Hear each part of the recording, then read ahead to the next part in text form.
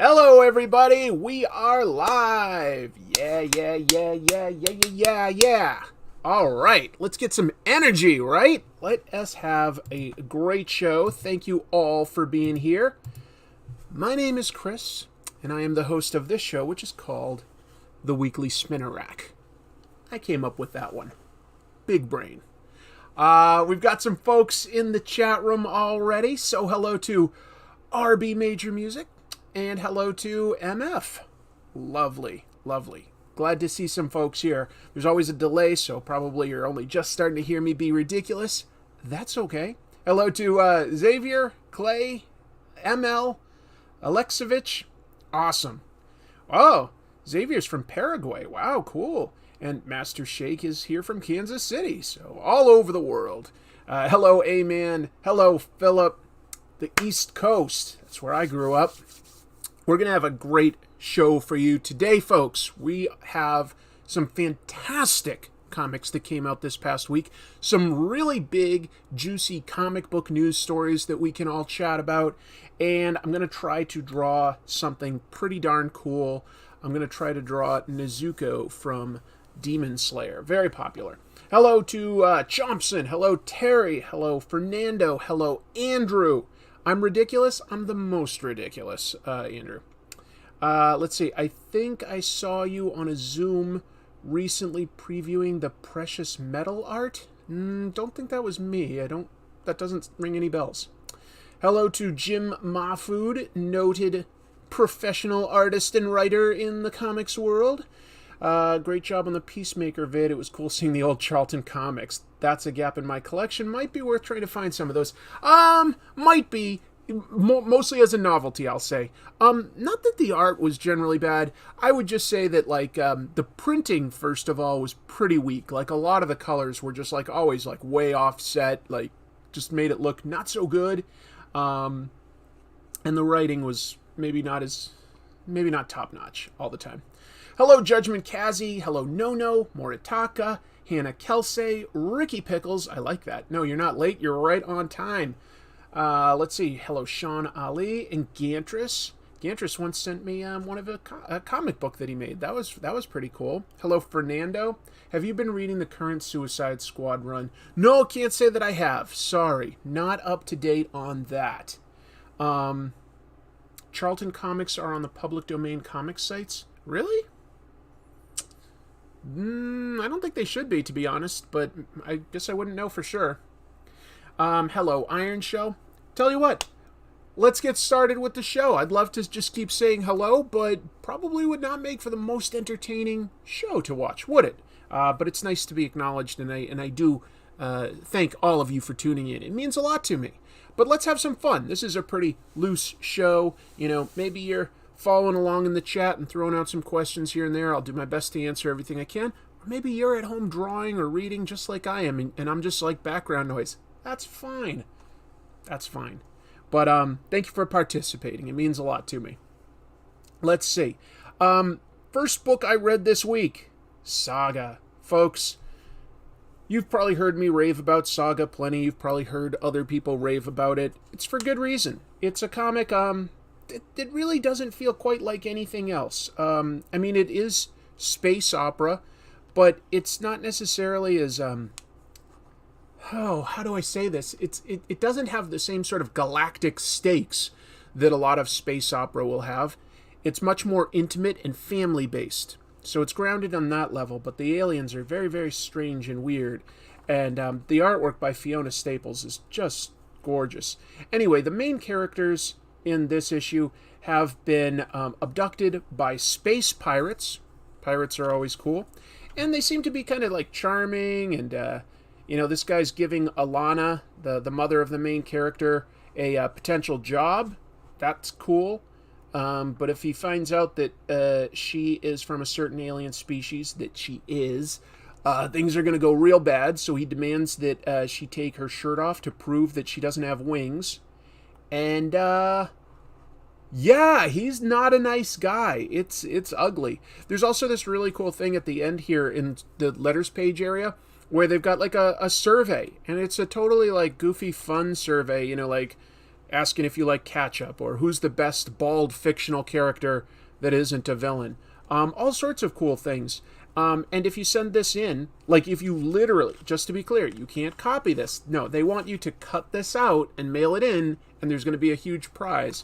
Maybe that's just a clever way of selling another copy, but I like it. And I love these characters. They just feel so real, even though they're aliens and stuff, because the family bonds are just so tangible. You know, it's all stuff that we can relate to. The alien stuff just sort of makes it kind of funny at times. I don't know. Saga is definitely something special. So I don't know if this will be my pick of the week yet. Let's go through a couple more things that I read, but I do strongly recommend Saga. Nothing to dislike there. Moving on.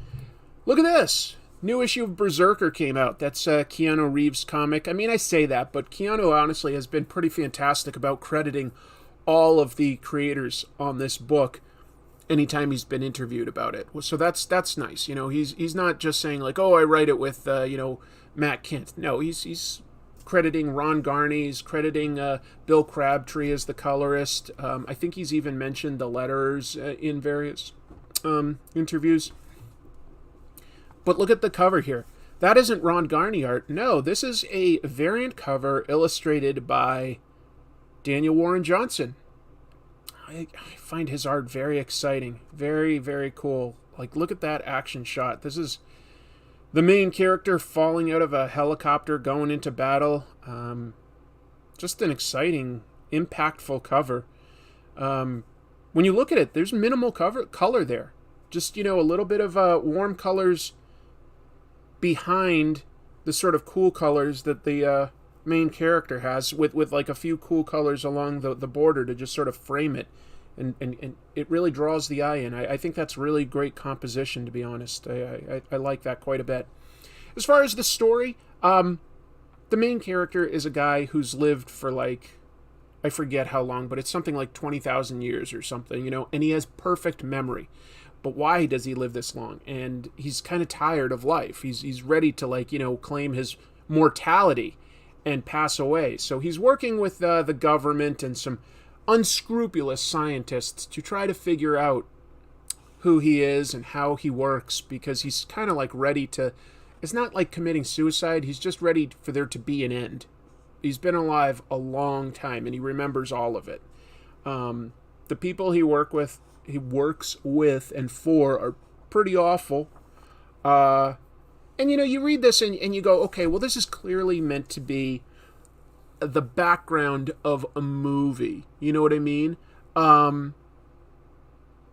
So in one regard, I read this and I go like, I can't help but go like, oh, I wonder if they would adapt that in a movie, or if they would condense this or that. And I don't love thinking like that. Sometimes I just want to be engrossed in the story that I'm reading. And if it gets adopted later, cool, fine.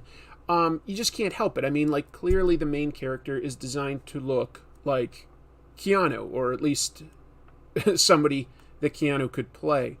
And it always goes fast. It is an interesting book. It's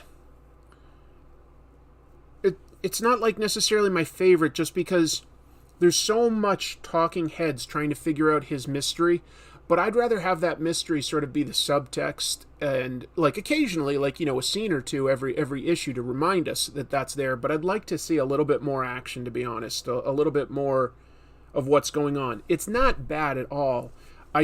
Those are some of the drawbacks, is that I read this and I go, I feel like this is the prototype version of a story that's going to be told in a movie, and that will then be thought of as the default because more people have seen it. But for now, this is a comic, and this is what's coming out. It's not bad. The art is good. The dialogue is good. It's moving along. I just have some sort of like hang-ups over it, because I know that it's intended to be an adaptation. Let's move forward. I've been reading this as just sort of a mainstream Marvel book to sort of be plugged a little bit into whatever they're doing, and This is called X Deaths of Wolverine. Every week there's an issue of either X Lives of Wolverine or X Deaths of Wolverine. It'll be a 10-issue series, and this is issue 6. So we're a little more than halfway through, and we're finally starting to get some answers. This part of the story features Moira McTaggart, who was a longtime ally of the X-Men. She was a geneticist. She was always portrayed for decades as a human. Recently, Jonathan Hickman retconned that she's a mutant, and her power is that when she dies, she relives her life again, but with the memories from her past life. She's trying to find a future for mutants, because in all of her previous lives, this is so much backstory, folks, sorry, but in all of her previous lives, eventually mutants lose to humans, or humans that have used new technology. Okay. Anyway, Mystique and Destiny don't like Moira. They took away her mutant powers. She is now literally human. She's on the run. She's on the run from being murdered, and she has stage 4 cancer. She gets this super high tech, guy that runs a company, and convinces him to with her knowledge and his. They create an artificial robot body that she can upload her consciousness to so that she can keep going. She's kind of against the mutants at this point, but this finally helps explain who is this guy that looks like Wolverine but with phalanx technology all over him. Well, it seems to literally be Wolverine from the future coming back to kill Moira McTaggart, because now Moira has become the enemy of mutants. And we don't know exactly what's happened to Wolverine, but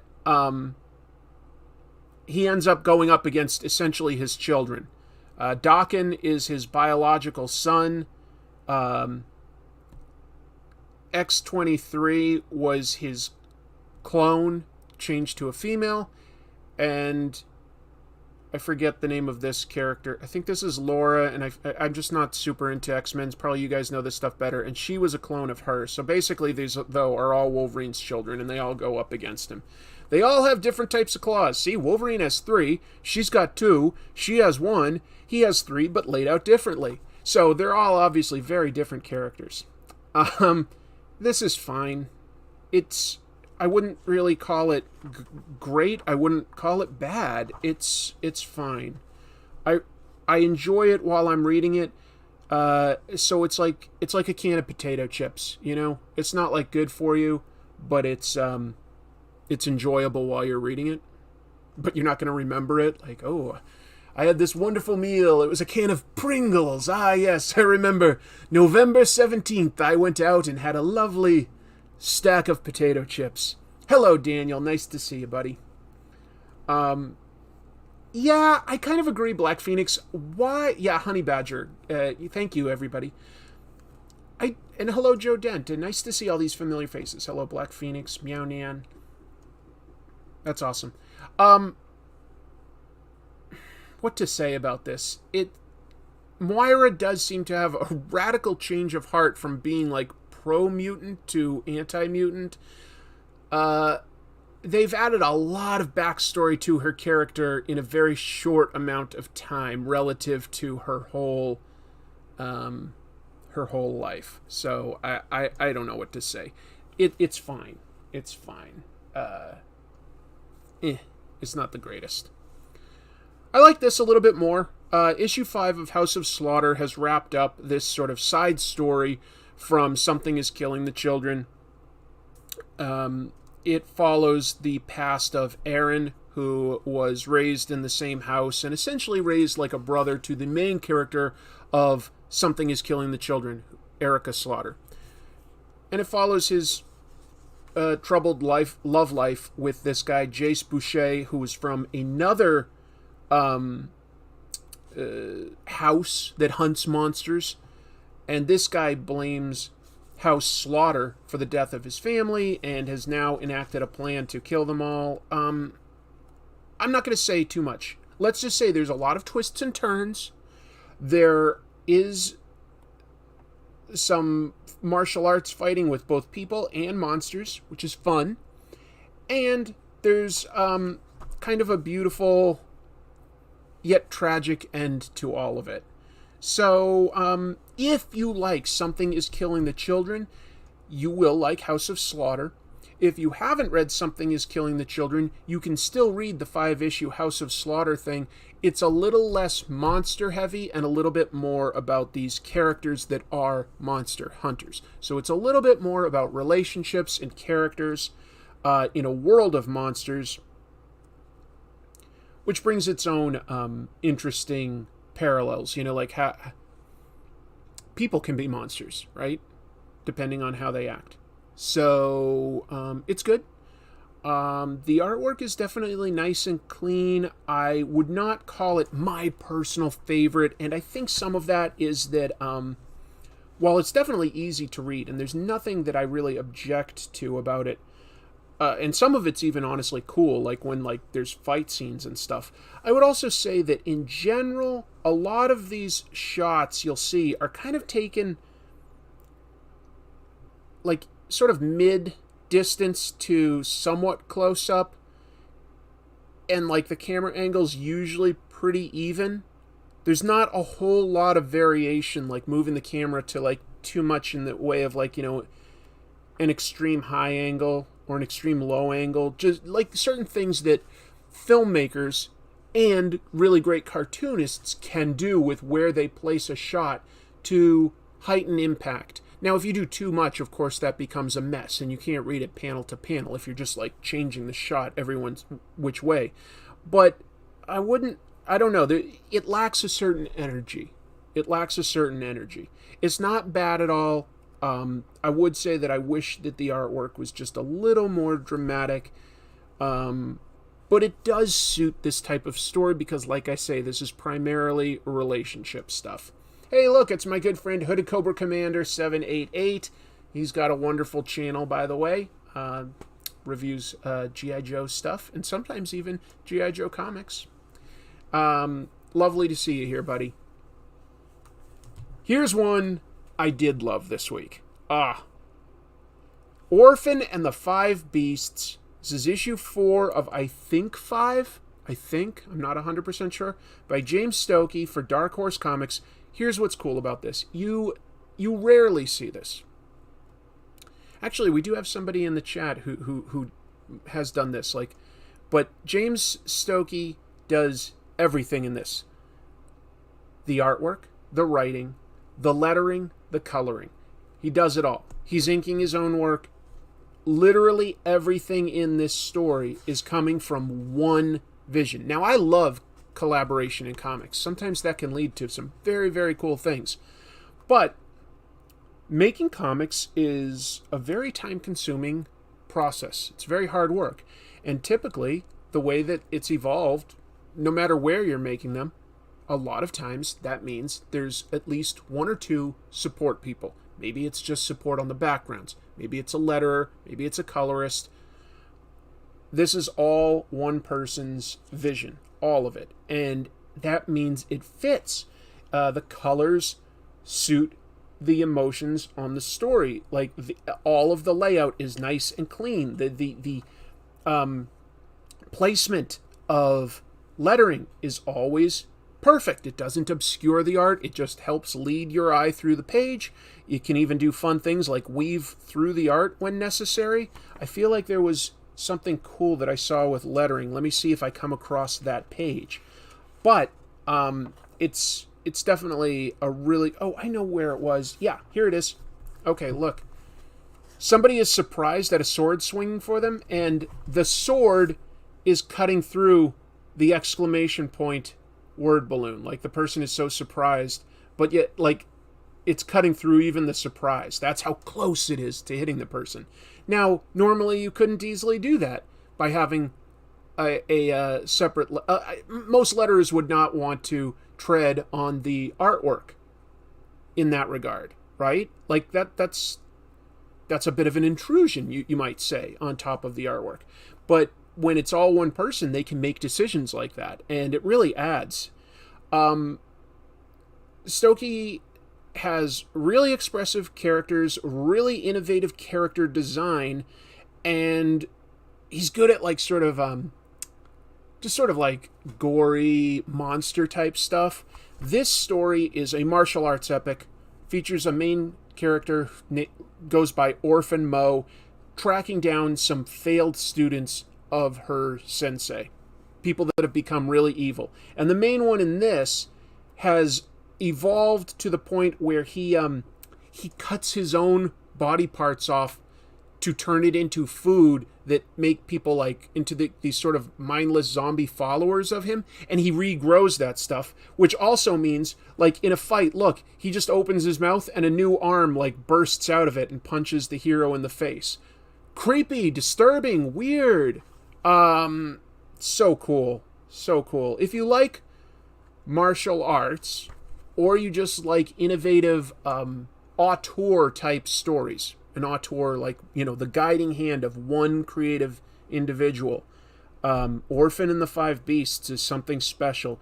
You do not see a lot of comics, certainly not, you know, comics published by big publishers like, you know, a Dark Horse, a Marvel, an IDW, that are done by just one person. You don't see a lot of that. It's just not easy to do. So this is something special that I really strongly recommend.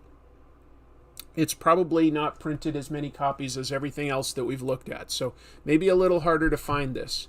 But worth it. Worth it. Really cool. Cam Senses with a super chat. First one today. Thank you so much. Going to catch this on the VOD. Have a great stream. P.S. It feels great to have Saga back. Doesn't it? Yeah, Saga's something special. Thank you so much for the super chat. That means the world to me. It really does. Yeah. By the way, I just thought of something. This is the last live stream where I can legally be called single. Next Monday, I will have been married by then.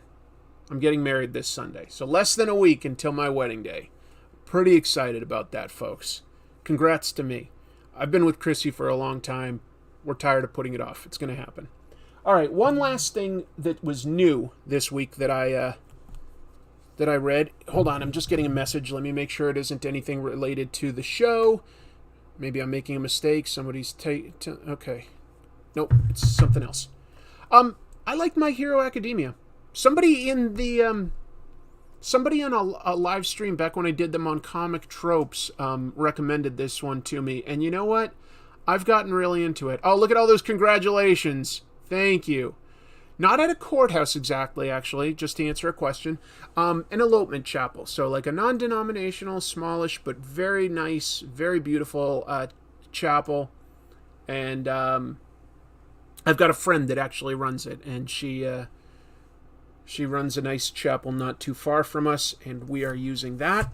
And not having really any friends or most of the family, it is a pretty small affair. But we both got ourselves, you know, a nice suit and dress. We've got our wedding bands. We're going to say our own vows. And Chrissy's parents will be our witnesses. You need to have 2 witnesses. So they are coming down, and I'm excited. I really am. I'm really excited. So next time I'm doing one of these, I'm going to be married. Infotron will be best man. Yeah, I'm going to lug that over. Favorite married couple in comics? Oh, that's an interesting one. I usually like Reed Richards and Susan Storm. I think that they make a pretty good power couple. I have to think about that a little bit, though. On the more new side, I kind of liked Luke Cage and Jessica Jones. Anyway, let me finish the reviews real quick, because there's a lot to talk about for news and stuff, but thank you for all these kind words of congratulations. That means a lot to me. Anyway, My Hero Academia. I don't read a ton of manga, but what I do read, I tend to get really into. And I am really into My Hero Academia, which the basic premise is it's a world full of superheroes, like way more than even, like, say, the Marvel or DC universe. People are born with quirks, and a lot of them are kind of powerful. If you want to be a superhero to help defend, you know, your city, your country, the world, what have you, you need to go to school for it. And so this follows people going to school, to learning to be a hero, although they very frequently still go up against some pretty big super villains. The main character, Izuku Midoriya is he has access to a lot of superpowers. He has a unique quirk that's been handed down that can be shared. He was born without a quirk. He thought he'd never get to be a superhero, even though that was his dream. But the biggest superhero in the world saw his nobility and stuff, and he passed on his quirk to him. It can be passed on. That is its quirk. And with it, it will come with any of the powers that they've given it to other people that have superpowers, and those powers also get transferred. So Midoriya has to learn to control an immense amount of power and occasionally new powers that start cropping up from previous users. And in this issue, it's like the entire volume basically is one long battle scene against a guy that has the opposite power, where he can just take other people's quirks all for himself. Very greedy and dangerous. Hey, Jean. Nice to see ya. And Chrissy's here. That's the lady I get to marry. I think the artwork has gotten better and better since the beginning. I will say that. Maybe, I feel like that's a common thing in manga, for the artwork to improve when something becomes popular and has more and more volumes. And I do wonder if some part of that is, as you become more successful, if you're able to hire more or better assistants to do things like backgrounds and supporting characters, so you can really focus your time on elevating the storytelling. I think that there might be an element of that. Because, what's the other one? Last week, I talked about how my nephew had given me this book, Demon Slayer. And I look at it at the beginning, and that's fine, but it's a little simplistic. It's not bad, but... And then I don't have a more recent volume, but the artwork gets more and more detailed, emotive. So I think that there's something to that. Anyway, this was fun. It's just a huge battle scene. Honestly, sometimes it can be a little hard to follow all the different characters, because think about it. It's an entire school of people. Plus, the police and mentors that work for different agencies. It's a lot to keep track of. But every time you jump in, it's pretty easy to follow along. Ricky Prickles with a cool super chat and question. Chris, have you read Rick Veitch's Boy Max Immortal, and if so, thoughts? And congrats on the impending nuptials. I've read Max Immortal, but I haven't read Boy Max Immortal, now that I think of it. No, I guess I haven't read that one. I did do an episode back in the day on something called Brat Pack, and it is some dark, dark stuff. And the reason I kind of still like that was I didn't feel like it was trying to be edgelord nihilistic. I thought it was trying to be very satirical. Like, it was really ripping the comics industry a new one in what it did. So I liked Brat Pack. And in that sort of world, Rick Veitch also did something called Max Immortal, which is sort of a riff on Superman, but he doesn't necessarily have the same compassion for humanity that Superman was raised to have. And that's kind of a scary thought, honestly. But I haven't read Boy Max Immortal. Yeah, success also inspires one to lift their game. That's true. And Meow Nyan says, Inuo Takahiko's growth from Slam Dunk to Vagabond is amazing. I still have to read both of those all the way through, so someday I will. Anyway, I like this.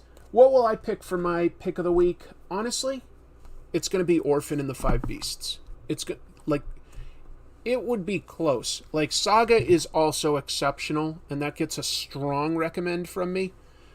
But Orphan and the Five Beasts ends up being my pick of the week. That just speaks to my sensibilities, folks. I love that sort of auteur type of creation in comics when there's a singular vision that somehow has gotten through. That's a big accomplishment. I also picked up a few back issues just because I'm always looking for something at a good deal.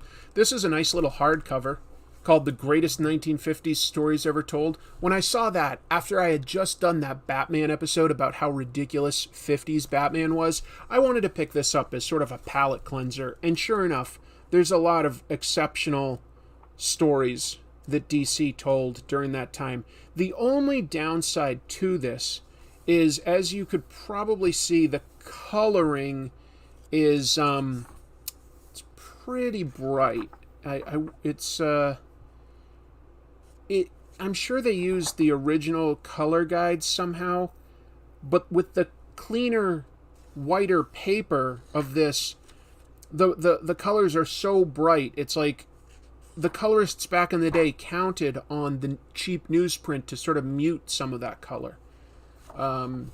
That's the only thing I'll say. But other than that, these are some really fun stories. So that was a cool pickup. Greatest 1950s stories ever told. No ego there, right? I used to have these, but I got this at a good price because I don't have them anymore. This is a 3-issue storyline when Roger Stern was writing Avengers. By the way, I think his run is tremendously underrated. Roger Stern wrote just a fantastic run on Avengers. And this is the Avengers going up against Kang. It's one of the all-time best Kang stories. This is the one where he finally sort of goes up against Immortus, who was another time-traveling villain, and you realize that they're the same person, just at different points in time. So that was just a good price. And hey, it's John Buscema artwork. You can't go too wrong with John Buscema art, right? So, pretty cool set. And finally, another thing that I had read but just didn't have anymore, just a trade paperback of the Judas Contract, which is, if not the best story, at least in the running for the best story in the New Teen Titans by Marv Wolfman and George Perez.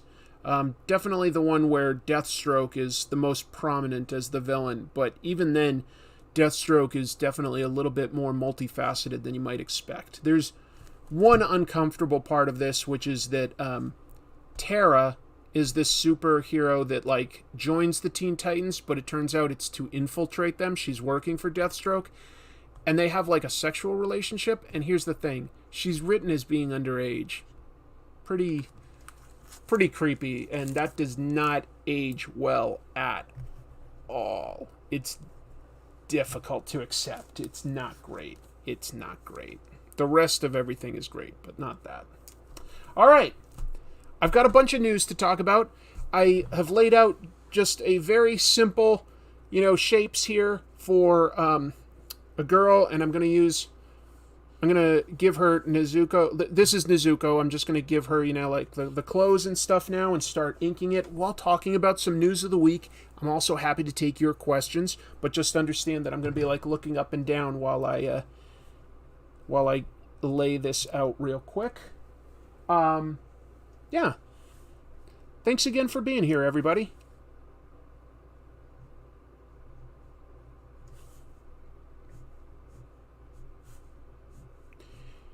This is going to be fun.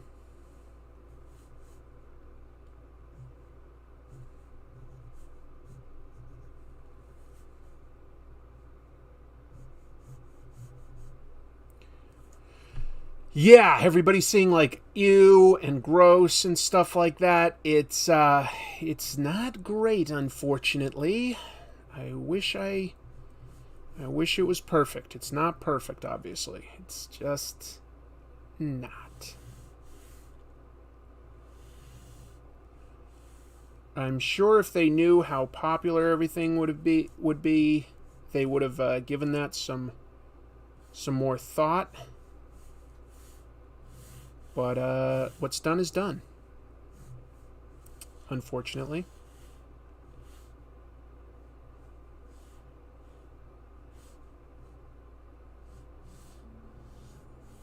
Okay, and she's got this kimono. Let's see, Master Shake with a generous super chat asking weekly G.I. Joe question.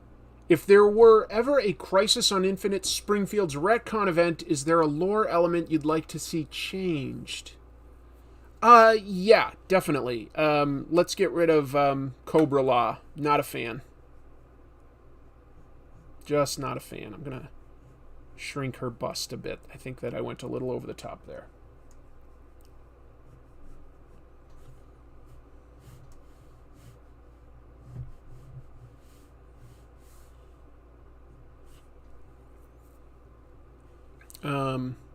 Yeah, that's about all I can think of.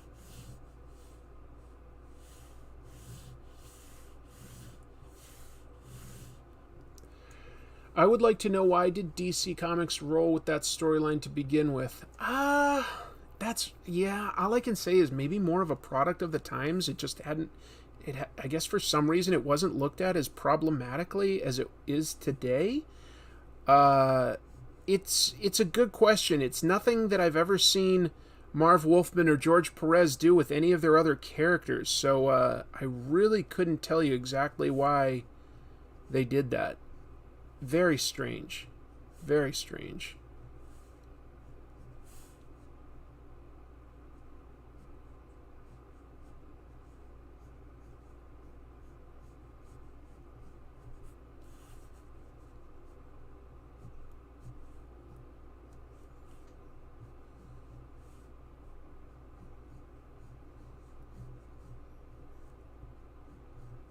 Good question. Let's see. Steve Sorensen, nice to see you as usual, Steve, with Super Chat. And he says, so now that My Hero Academia is on its final arc... Wait, it is? I didn't know that. What American comic do you think mangaka Kohei Horikoshi could take on and do really well on? Well, I'd love to see him take on something like, if he was going to do that, like New Mutants. What better fit? Or maybe just any other like sort of teen hero. Like, let's see him take on Ms. Marvel or Miles Morales. I think that would be amazing. Would we see that? I don't think so, but I guess we could hope. All right. I think I've got this mostly laid out to what I want to do.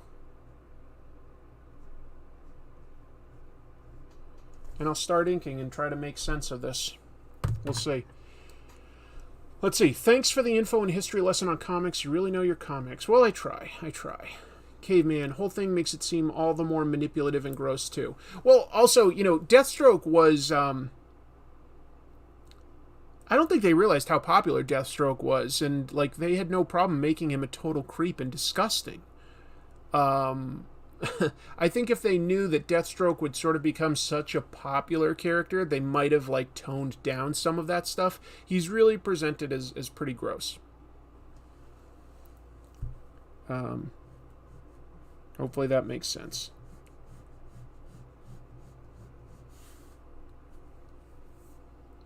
What do I have for tools today? Here we go. I'd love it if Horikoshi had his own self-contained Spider-Man run. Yeah, I think that would be pretty exciting too. I'd be totally down.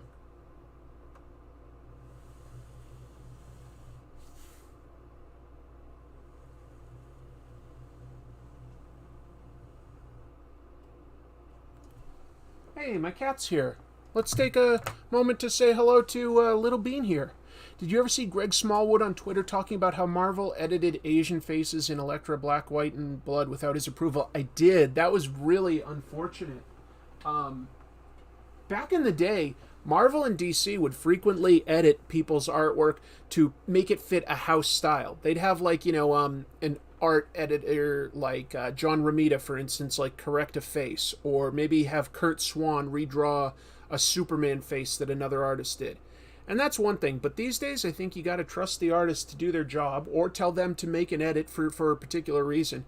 But yeah, like Marvel edited an Asian face, and it didn't look better. I will just say that it looks really sloppy and not great. This is our kitty Little Bean, and he is a sweet little boy, and he likes keeping me company when I do my show these days. Mwah. All right, you can hang out up there. He's a good guy. Ever use brushes, Tank? I do, but not usually when I'm doing the live show, because I have to concentrate a lot more using those, and I'm not necessarily trying to do like something that would be published so much as I'm just working on techniques and figuring out like where I want to spot blacks or how I want to use texture patterns and stuff. So I usually do not do anything other than sort of like brush pens and technical pens when I'm doing the show. That's also why I usually map out like my sketch ahead of time, because I just don't have that much time to do anything. Now, I just lost my place. What was it? Okay, yep. Okay.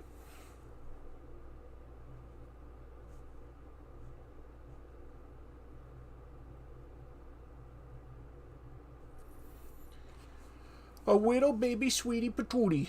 That's it, kitty. Cute little bean, kitty. A lot of people like that. Let me pull up a piece of news. We've got lots of cool news. So, let me see what the first thing I have is. I just have like my notes here to the side. Okay. If anybody watched Saturday Night Live last night, it really looked like they destroyed a valuable old Spider-Man comic from 1979. Issue 194, debut of the Black Cat. Oh my god, why would they do that? The sketch was supposedly set in 1980 and was the history of Nickelodeon developing the green slime that they would drop on people's heads. And like it would just be like either like too thick or just go on forever, etc. And in one scene, kids reading that like Spider-Man, and they just dump the slime on him, and the comic is ruined. Like if that comic is in perfect condition, they say that it goes for like $2,000, right? If it's in perfect condition. Oh my god. When I saw it, I was like, oh! That was my reaction. Oh!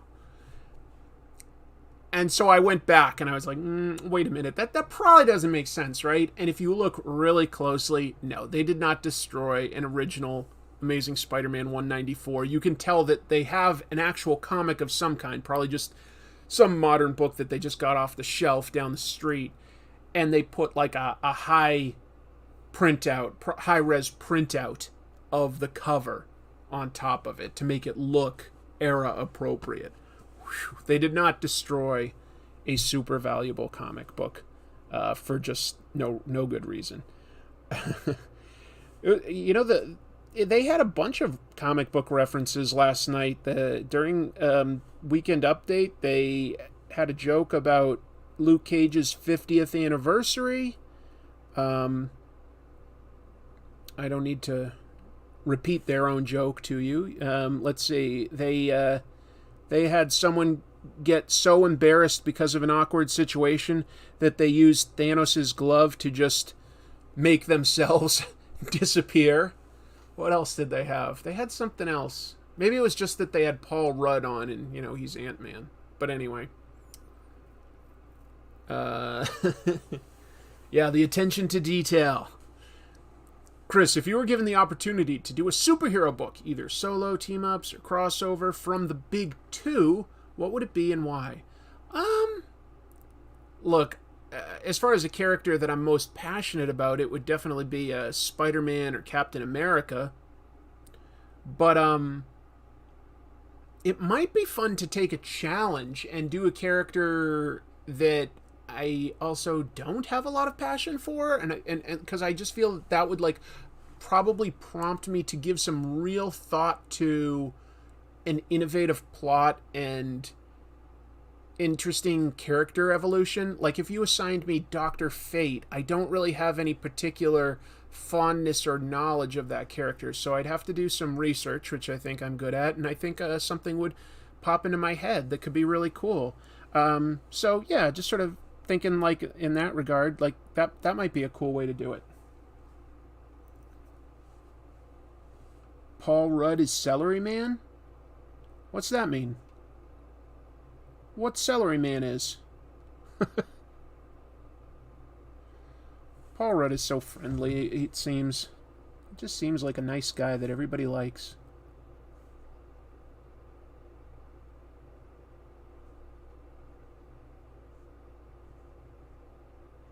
It's funny, too. Let's see. Oh, okay. some people are saying that Quentin Tarantino destroyed a valuable guitar. Well, you had Kurt Russell do it? Okay. Let's see. So, feel free to look up that sketch, and don't worry, that was not a valuable copy of Amazing Spider-Man being destroyed. There's a comic that's going to come out from Marvel that's based on something super popular. Bear with me. I'm going to erase some lines so that I can sort of see exactly which ones I want to keep here. Obviously, The Mandalorian has become a huge, huge hit for Disney, and I love it. You know, one of the best Star Wars characters they've come up with in a long time. So cool. Well, they're going to be doing a comic book about it. That said, it is not going to be original stories. They're going to do an 8-issue series starting in June. So that's pretty soon. In June, each issue will adapt one episode of the first season of Mandalorian. Going to be written by a guy named Rodney Barnes. Not super familiar off the top of my head. But with artwork by George Genti. And George did a great run on Joss Whedon's Buffy the Vampire Slayer comic. So he's obviously good at doing like likenesses, but like still having the book, you know, flow and not be too stiff or anything weird like that. So he's probably a really good pick for that. That makes sense to me. And we shall see how that comes out. But hopefully it does well, because I'd love to see some comic books featuring some news stories by the Mando. With the Mando. On the set of The Hateful Eight, they destroyed a valuable guitar. I want to think it came from the Rock and Roll History Museum. Oh, no kidding? I didn't know that. I would have just assumed a prop. Like, why would they bother to destroy something valuable? I guess I don't get that. Authenticity? Get a real reaction out of some of the actors that maybe didn't know what was going to happen? Just guessing. Marvel has a line of $3.99 reprints called facsimile editions. Yeah. I've seen some of those. I think I even picked up the Eternals one once. And Eternals and Conan I picked up. So yeah. What's cool about those is they actually do include the all the original ads and stuff like that. So it truly is a facsimile, which I don't know. I think is pretty cool to be able to see that stuff.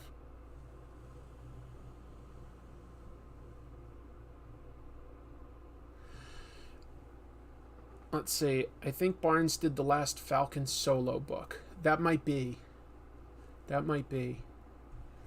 Gantris says Ghost Rider finally getting an epic collection print that's coming out in May, and that's some good news to me. Are you talking about those black and white editions that put everything in chronological order? Because if so, I thought that they already did that. Oh, it was... Okay, so Sir Mr. Howell explains about this guitar scene in a Quentin Tarantino movie that we're talking about in the chat, and he says, the scene, I believe, was improv by Kurt Russell, and when Russell realized he had destroyed a valuable guitar, he was mortified. Tarantino loved the shot, and he kept it in. Oh, so he just must have assumed that it was a prop, not something valuable. They were supposed to switch it out with a prop after it was played, but that very much didn't happen. Well, film is forever? I don't know. That's too bad, actually. That's too bad. That's not right.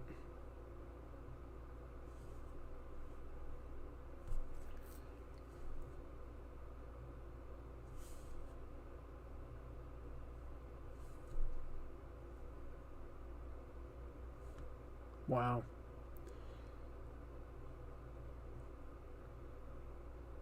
How does somebody like get handed such a valuable prop and not get told like, hey, this is the real thing?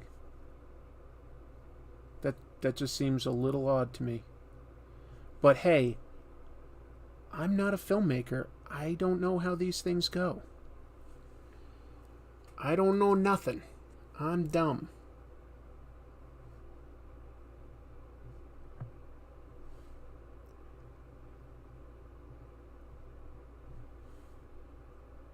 I don't know nothing. I ain't talking. Oh, that's the essential line. Epic is smaller collections covering story arcs. Thanks for the clarification, Clay. Appreciate it. So it's colored. Got it. Jennifer Jason Leigh freaked out as well, and her reaction caught on film is very real. That museum no longer rents out any of their musical instruments. Well, with good reason! Jesus. I mean, presumably there was at least insurance, but yeah, that is depressing to hear that, like, you know, a valuable historical piece of equipment just no longer exists. I bet Tarantino loved it. Maybe that's why he didn't bother to tell anyone what he was doing. That it was like a real piece of equipment. I don't know. I'm speculating here. You know what? I just realized I want to... Before I ink it, I think I really want to make sure that I get this expression right, and I want to do that in pencil because I just don't trust myself to just ink it. So bear with me. I'm just gonna try to make a modification here.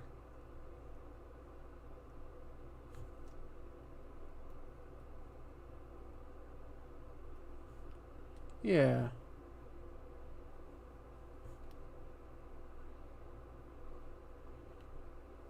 Yeah, I think that's what I want to do. Good. And, sorry, I just need to see exactly what this bamboo thing looks like. Okay.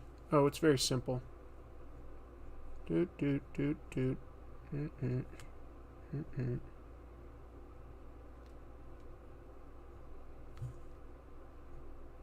Okay. What are your thoughts on Kevin Smith's Masters of the Universe Revelation? Didn't see it. I'll be honest. I was never into He-Man as a kid, so, you know, I didn't watch any of the reboot stuff either. It just... Not something I know much about, guys. It's a gap in my knowledge. So I have no real opinion there. Cool question. Sorry that I don't have a cool answer. Let's see. She's got a unique pattern here that's going to be very tough for me, isn't it? Okay, it's like a 6. Whew.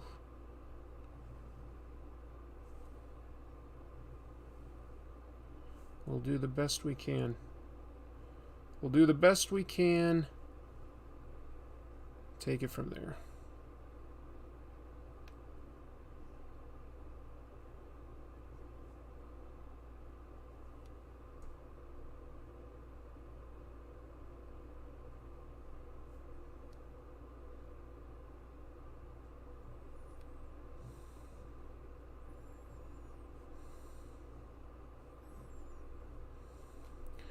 Sorry, I'm getting a little quiet, just concentrating on what I'm drawing, and then I will be right back with y'all.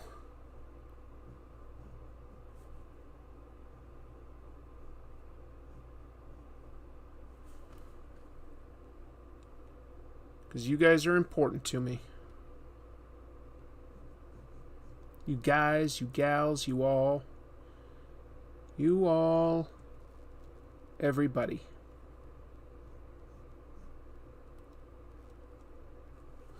Do you have a favorite Judge Dredd artist? Oh, wow, what a tough question. Brian Bolland. Brian Bolland, but that's not easy to say. Obviously, I kind of love some of the more recent guys, like, you know, Staz Johnson. I love Cam Kennedy, I believe, had a run that I really liked. That's not an easy question to answer. How dare you? How dare you?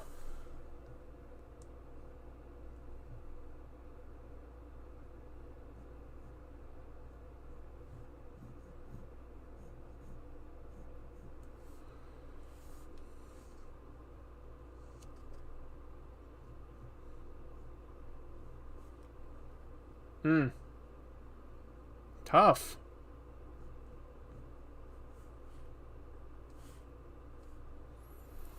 Thoughts on Chip? Oh, yep. Tell you what, before I answer your question, Evan, let me move on to my next big piece of news here. This is straight from me, and it was not prompted at all by the people in the chat room. Yes, there is a new Batman creative team announced. I gotta pause because it's a super chat. Like, what can I do? I gotta acknowledge a super chat. It's a super chat. It's super. Thank you, Steve. Here is a high five across the internet. Thank you. Appreciate that. Appreciate that. New creative team announced for the Batman comic. We all gotta have our Batman. Batman. Oh, Batman. Chip Zdarsky will be writing it.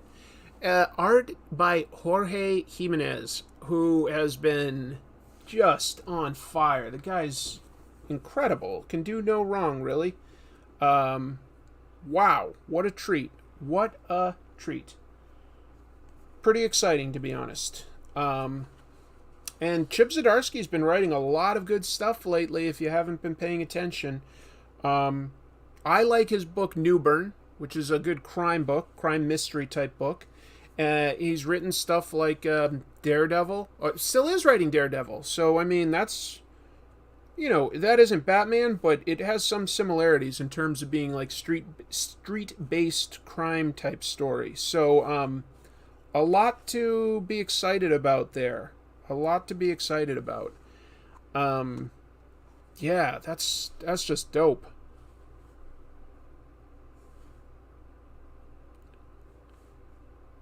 Let me do it more like this, and this, and that. And this. Yeah, I like that.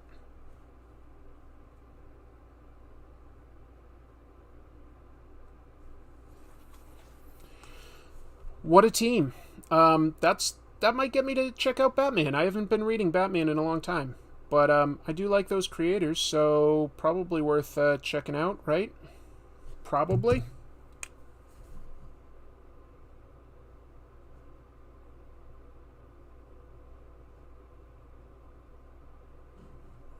Probably.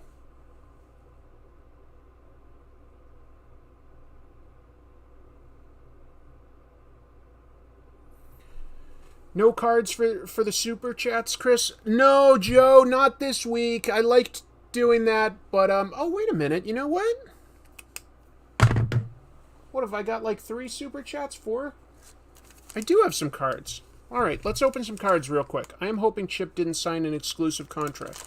I don't think so, because I haven't heard anything about, like, an exclusive contract. I haven't heard him stepping down from Marvel or anything, so I think he's just the new writer.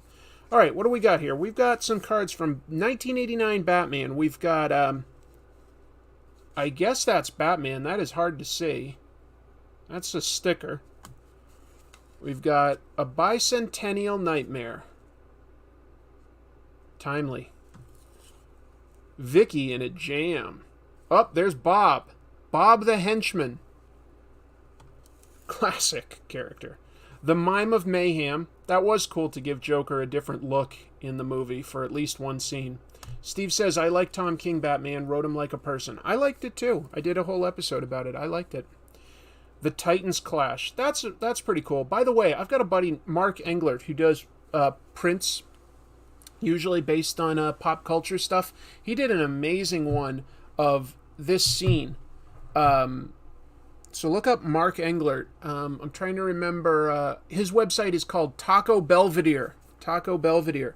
And look at some of his prints. They're gorgeous. Andrew Jefferson with his super chat. This super chat was rocketed from its dying planet to bring you a message of truth, justice, and the capitalist way. Uh-oh. All right, let's see. We've got Alfred the Butler. I've now seen, like, Michael Gough in other things when he was young. I want to say, like, I saw him in, like, Doctor Who and some other, like, older movies. It is interesting. Like, I just recognize him instantly because he was in Batman, of all things. Alfred had a pretty small role in most of those movies, but he's actually a really good actor. The Dark Knight Triumphs. Look, it's just the Joker's, like, hands up in the air like he's, like, just about to fall. That looks very, like, Looney Tunes cartoonish. Vicky and Batman are looking at the Joker's hands. This is the edge of the belfry. He's like, whoa! Ah! Gotham City After Dark. People are saying that the new movie has the darkest and most depressing Gotham yet, and tell you what, I'm here for it. I'm here for it. View from the Batcave. What says a super computer? More than 1, 2, 3, 4, 5, 6, 7. 7 monitors. Bruce Wayne sees everything. 7 monitors. And finally, the Axis Fireball. I have to admit, that scene was weird in the movie. Batman drives into, like, the chemical plant, drops some bombs out of his car, and blows up the whole building, but I'm pretty sure there were still workers in there. Anyway. Oh yeah, Michael Gough in Hammer's Horror of Dracula. That's the other thing that was in the back of my mind that I couldn't think of. Thank you for reminding me, Sir Mr. Howell. If you guys have never watched any Hammer horror, damn, that's good stuff. Damn, it holds up. Let me keep moving. He was the celestial toy maker on Doctor Who. Yeah. The super chat was bringing in money. Seemed pretty capitalistic. It is. It is. You ain't wrong. That's for sure. You ain't wrong. I'm going to use a thin little technical pen here to get in some of the facial details for Miss Nezuko here.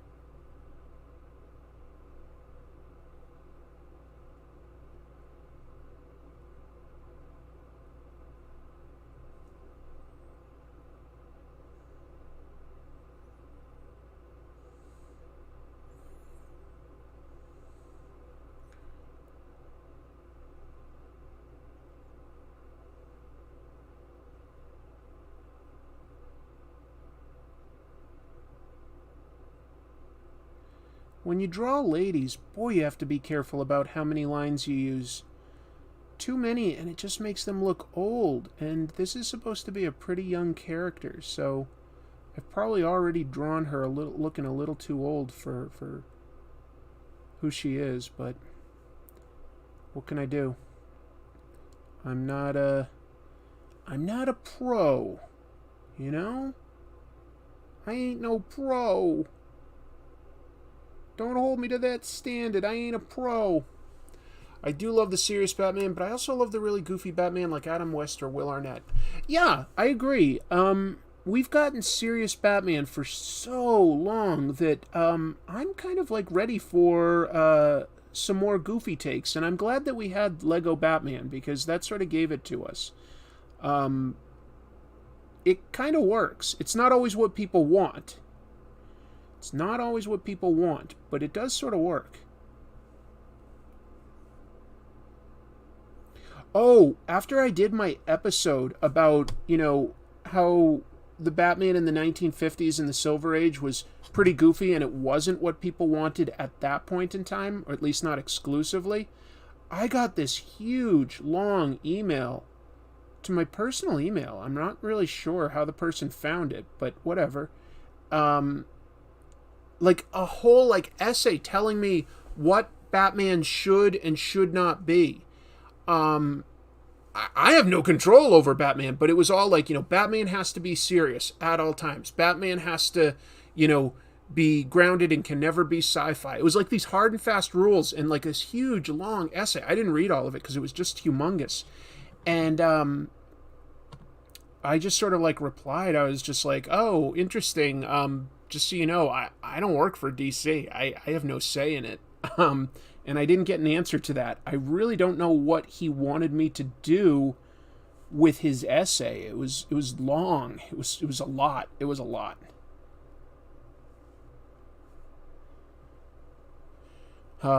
It's like, thank you, I guess.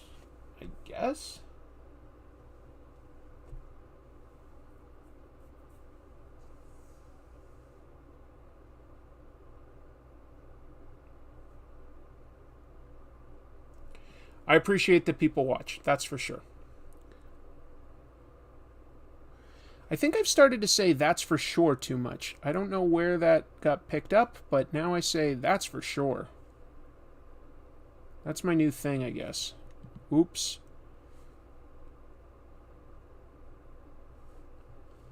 Well, that's for sure. Let me get a certain pen here. Can't be sci-fi, but Batman is literally a science fiction character, isn't he? No, I would argue that he's not necessarily, certainly not originally a sci-fi character. He can work in sci-fi, I believe, and that's why we get things like, Justice League stories, for instance. No, he was originally just a detective with no superpowers or anything. So I wouldn't say that he is defined by that.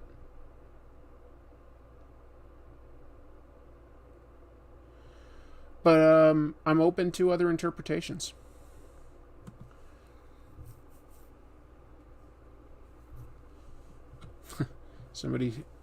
Nathan calling me out on that's for sure.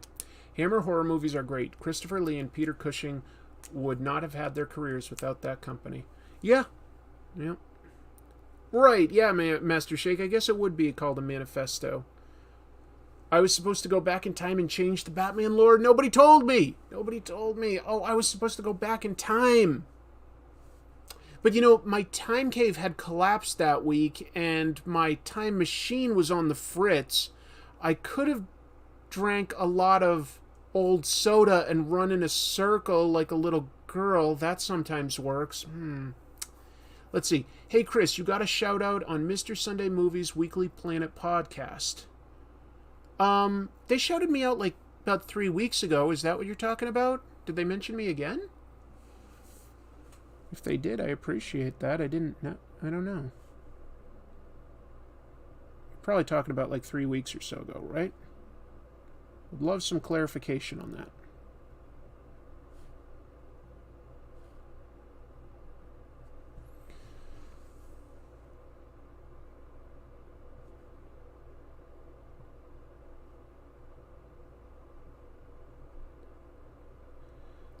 I don't know what the rules are where you all live, but here in like 2 weeks, we're doing away with our mask mandates and checking vaccines in businesses. Maybe it's time. I don't know. I have to admit, I'm a little nervous because I still have a job where I'm facing the public. So I'm not personally super psyched about that now they'll be coming in without masks. I feel like that sort of puts me as an employee at risk, but I don't know. It just is what it is, I guess.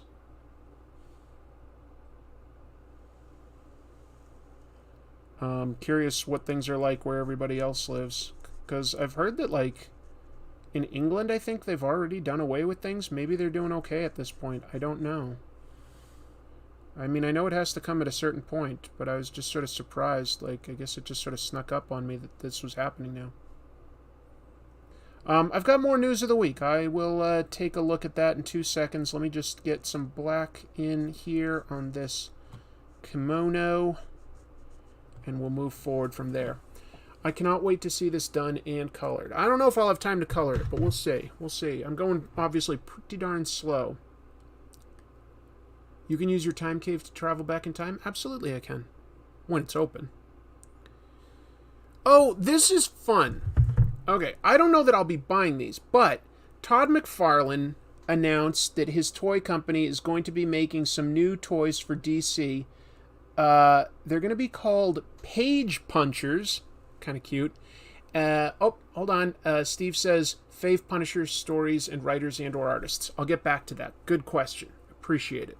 So McFarlane has created Page Punchers, which are going to be these little action figures with limited articulation, only about 5 to 6 points of articulation. Head, legs, arms, and they'll probably only be somewhere between 3 to 4 inches. They're really little, but pretty good detail from the photos that it looked like. Pretty good sculpting, and it comes packaged with a comic book, a DC comic book. So they'll have Black Adam with an important issue of Shazam that features him, and Superman and Batman would have their comics, etc. I do post my artwork on Instagram most of the time, Terry, and Yeah, and here's the thing. Okay, so you get like about a 3.75-inch figure, a comic book, it's $10. I have to say, I feel like that's a pretty attractive price point these days for an action figure and a comic book. Okay, I'd love to hear your thoughts, but I thought that sounded like a lot of fun. If they're well detailed, I don't necessarily mind about limited articulation. If it also comes with a comic book, I think that's a great way to get toy collectors into the comics and some comic readers into the toys. I think it's a great crossover. Let's see. Matthew Becker says that there is still mandatory mask indoors in Brisbane, Australia. Okay. Black Phoenix says my city lifted the mask mandate today. I see something about England that just went by that said that they lifted it. The local high school lifted the mask mandate today. My college is likely to after spring break. Huh. Yeah, full-size comic. Full-size comic. It comes in like some sort of a case to protect the comic. I feel like that's a fun idea, personally. I like it. You know, you can say whatever you want about Todd's art career. The guy has good marketing instincts, good business acumen. He is a clever cookie. It sounded like a good idea to me, anyway. 3.75 Marvel Universe was my jam, so this from DC is fantastic. Yeah. Where I'm at, mask mandate is lifted. Living in rural Virginia, the mandates always meant very little to most people anyway. I just don't want to get sick again, guys. I got sick twice. I just don't want to get it again. I just don't. I don't want to die. But, you know, maybe the science is there, so I'm willing to see what happens. What other news is there?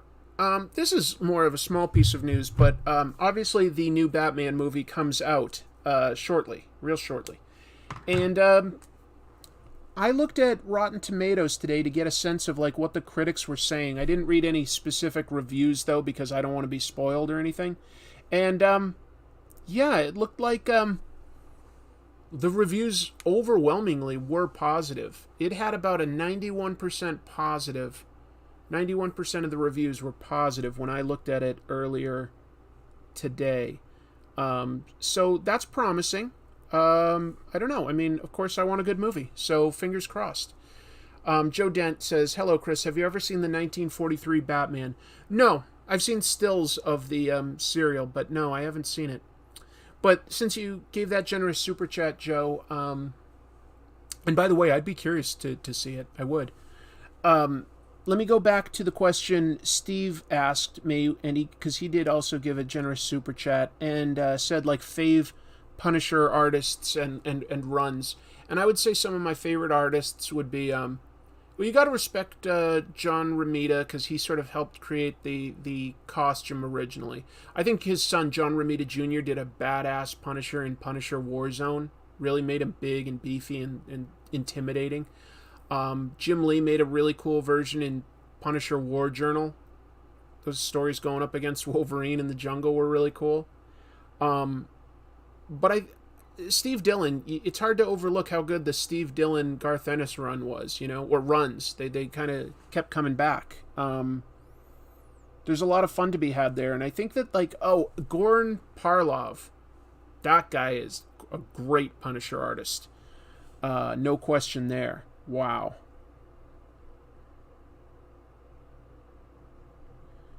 So, there's a lot. There's a lot. For covers, Mike Zeck. Mike Zeck was incredible. Oh my God, did I love his work.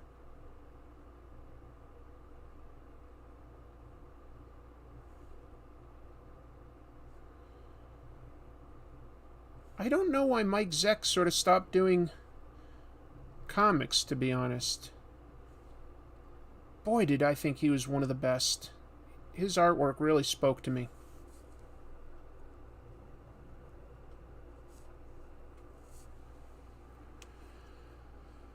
My locally owned job is closing early, so all of the BOH staff can make it Thursday night. Oh, that's fun. That's fun. Christian Bale isn't British, he's Welsh. I'm pretty sure I'm right about that. I'm pretty sure he's Welsh, not British. But oh, I see. But this is a response to Tent Ringer, and right, of course, the current Robert Pattinson is British, right? So yeah, Mark Texiera was pretty great. Yeah, he did some good stuff. That's true.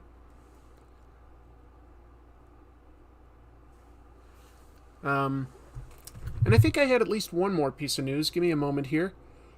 Yes. Oh, this piece of news is kind of weird to me.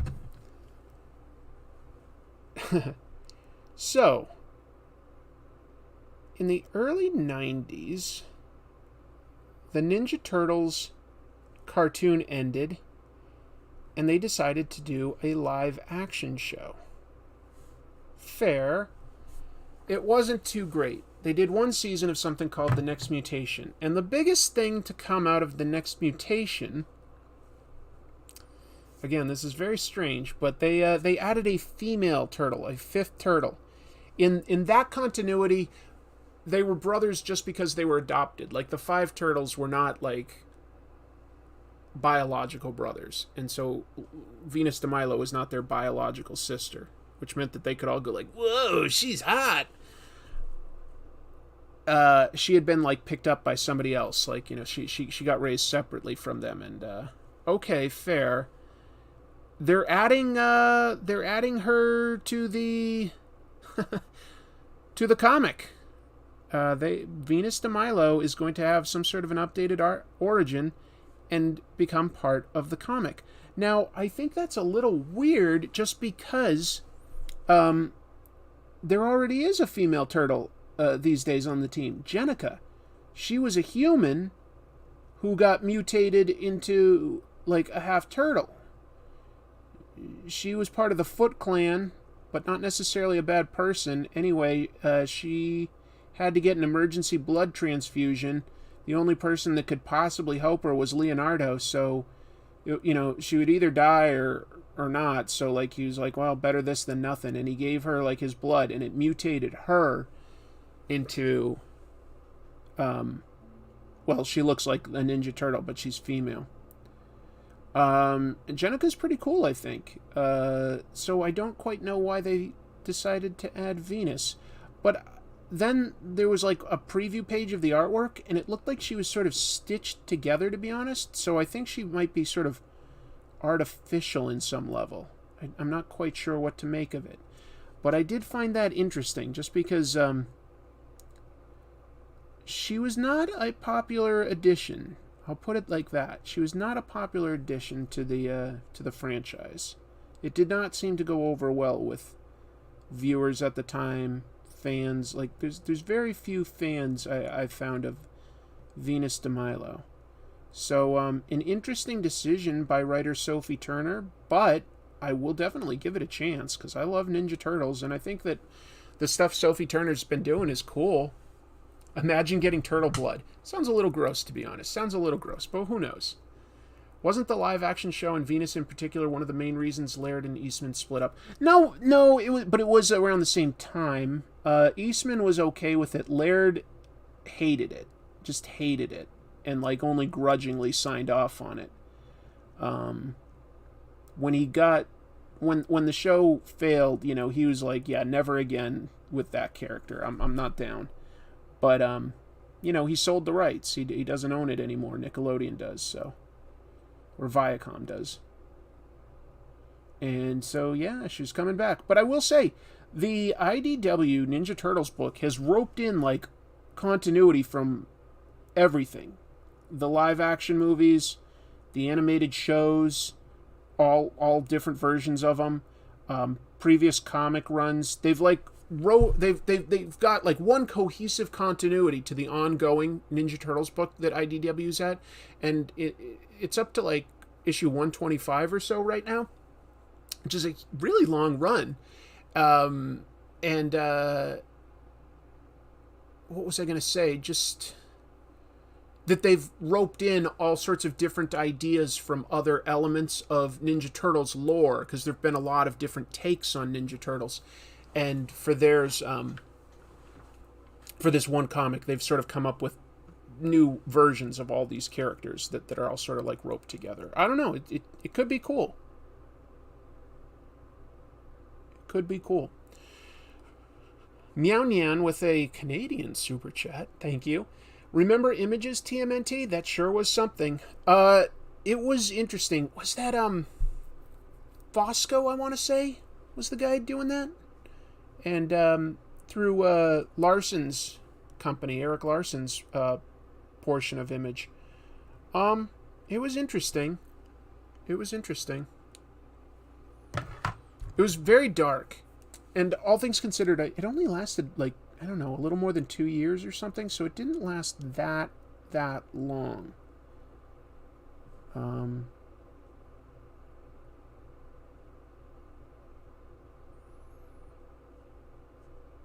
But yeah, I remember that they, like, gave the turtles, like, you know, some serious battle damage. Scars, they turned one of them into a cyborg. I think that was Donatello.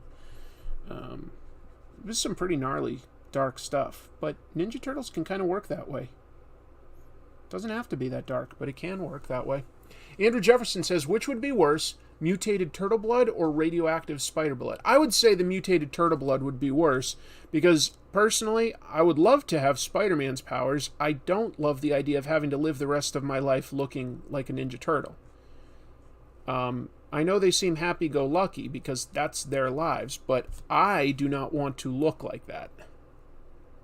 I'm happy being this beautiful specimen of humanity. I think that has treated everybody very, very well, not least of which being myself.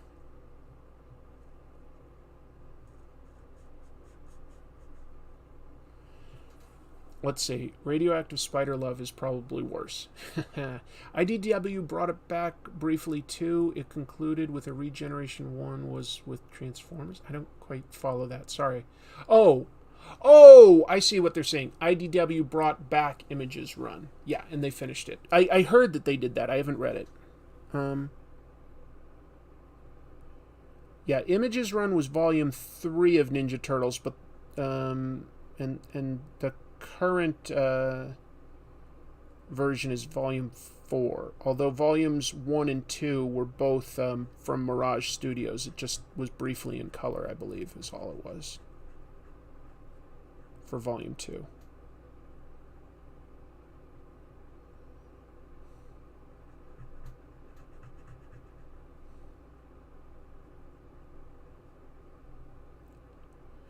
It is so damn cold these days. I don't know.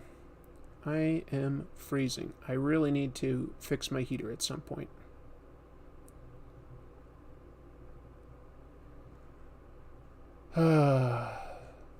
Well, tell you what, let's turn the news that I was just talking about into a positive. Like, we were saying, like, okay, places are doing away with the mask mandate, so maybe things are getting healthier. Where's the first place you would like to travel? You know, if we see that, yeah, the numbers are good, the vaccine works, we've got the herd immunity maybe, like, where would you like to travel? I would love to hear some positives. The original Eastman and Laird run story, Return to New York, is still a high point for me. It was good. Yeah, it was real good, Matthew. Totally agree. Eric Larson's TMNT series was awful, in my opinion. It was very dark. Frank Fosco. Yeah, Frank Fosco and Gary Carlson. That's who did it. Oh, they're going to be at the Lexington Comic-Con? That's awesome. That's awesome. What if you could shoot turtle shells from your wrists like a Spider Mario? Bloop, bloop. How cold is it? So cold, I'm like, I feel like my teeth should be chattering. Yeah. I would go to Marvel Superhero Island in Universal Orlando. Copenhagen, Denmark in the summer, or Vienna, Austria in the winter. Japan. Me too. Joe Fest. That sounds fun. These are all cool. Japan. I gotta see the missus. I haven't seen her since the lockdown and restrictions started. You've got a wife in another country? Is that what you're saying? That sounds horrible. Oh my God. Am I understanding that right?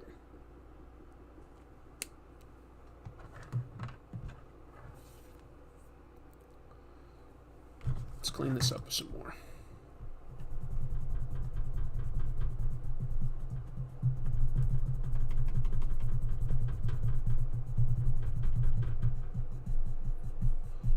Germany or Japan? Japan. Wow. Japan, once they open up, oh my god, their tourism.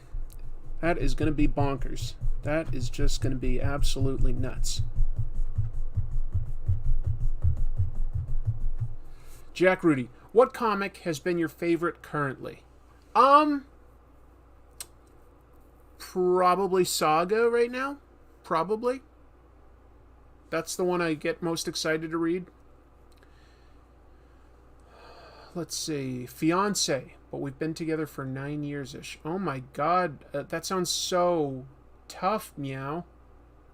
Visiting my friends in London area will be nice. Haven't seen them in nearly 3 years. I'm hoping they will get me all the birthday drinks they owe me. Yeah. Thank you for the compliment, Dr. Doom. Complimenting my Mario shell noise. No practice, folks. How about that?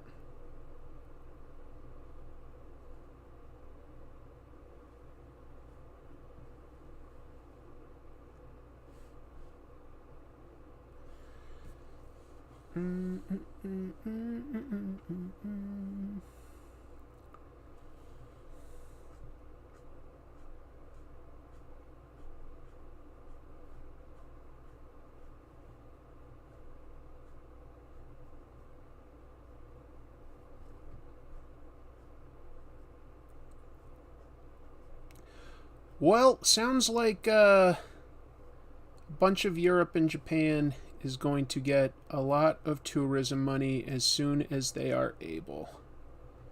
And that's exciting. I get it. I can't wait to travel. I loved the insanity of Image TMNT and was happy to see it concluded. It's nice that it got concluded.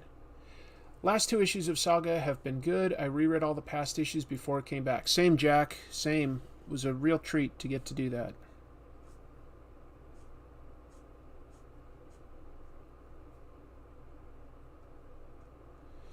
It's always weird, I realize, when I draw a character that's like best known from like, manga, just because I clearly don't have a manga style, so it's going to be filtered through my artwork, and looks strange sometimes. But whatever.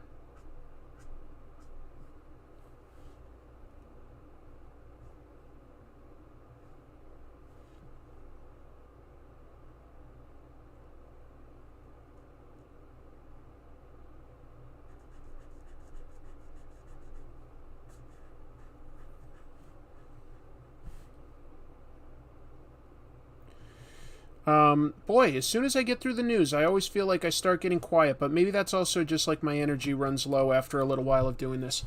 Have you noticed any drop in Seattle tourism in the past few years? I wouldn't have any idea. I would assume so, but not something I've been paying any attention to be honest. I would assume so.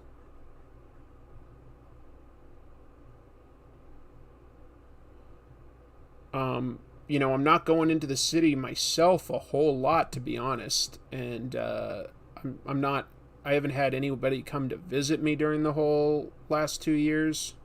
So, beats me.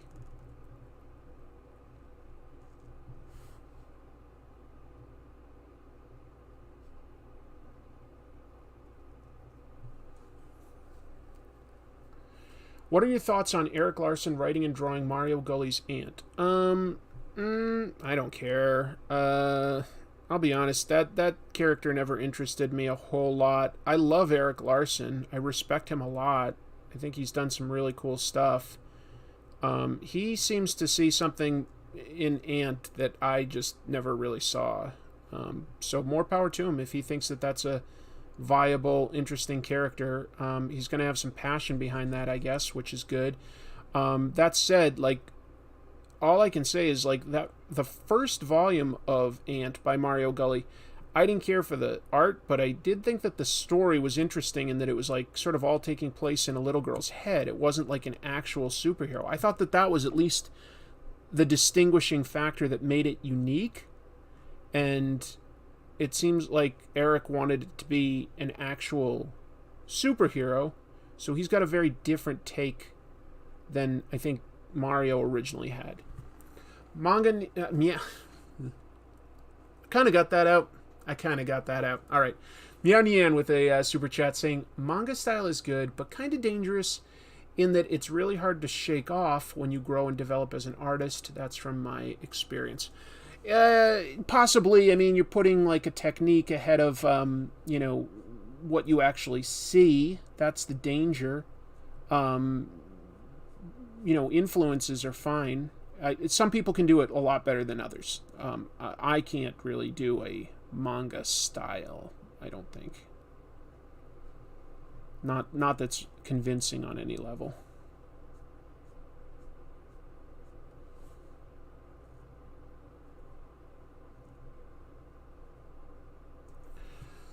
Larson's Spidey is fantastic, though. Oh, I agree. Any thoughts on the upcoming Dark Crisis at DC? I'm just sort of confused by it from what I've read towards it.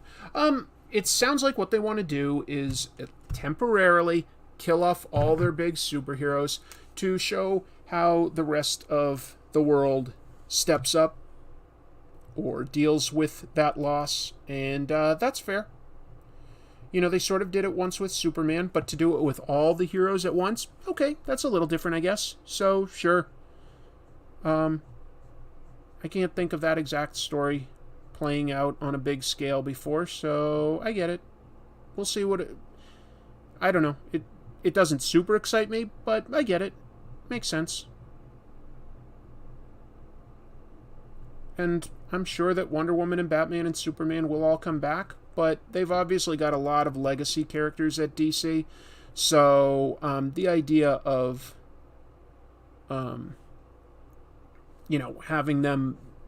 having legacy characters all step in to take over the mantles, yeah, sure, got it. Sort of like a soft 5G in an odd way.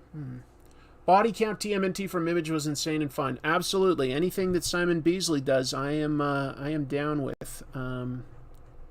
Very cool stuff. Very, very cool stuff.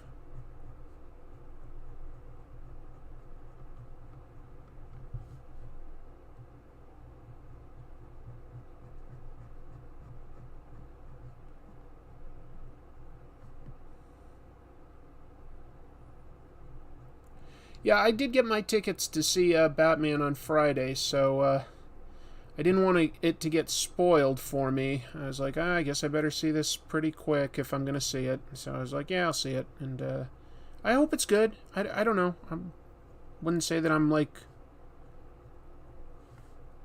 super pumped for it, but it doesn't look bad at all.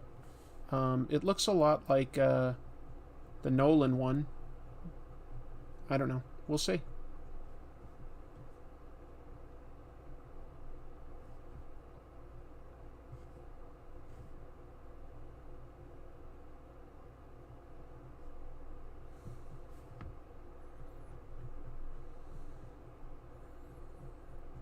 Anybody else already get their tickets?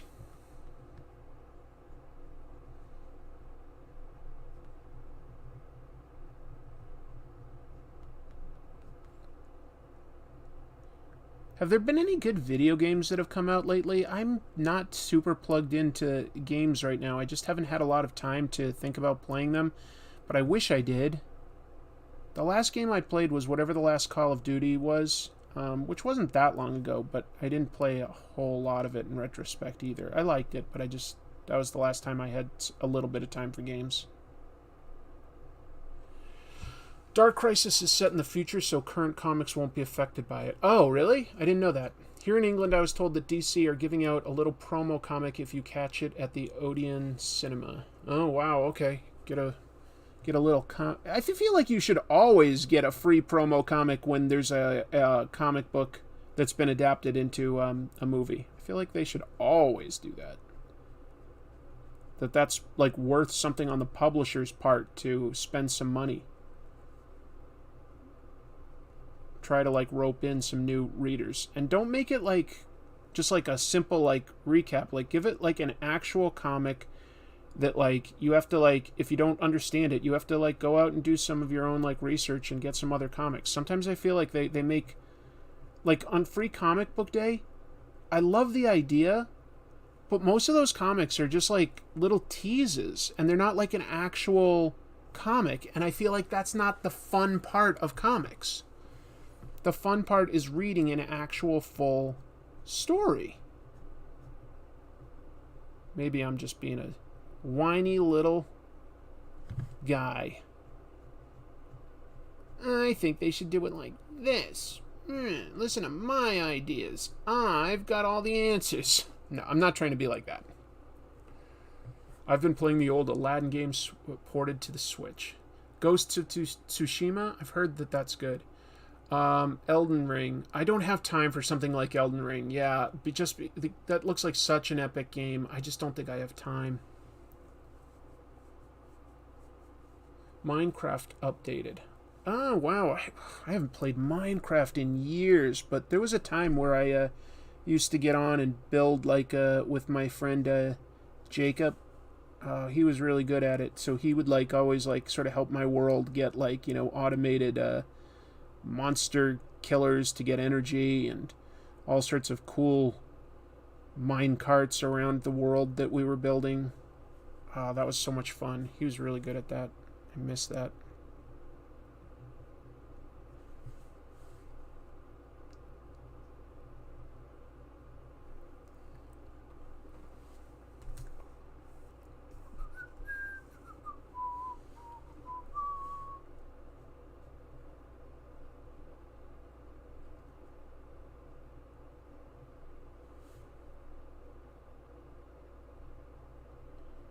Sounds like a bunch of you guys have played a few good games lately. That's nice to hear.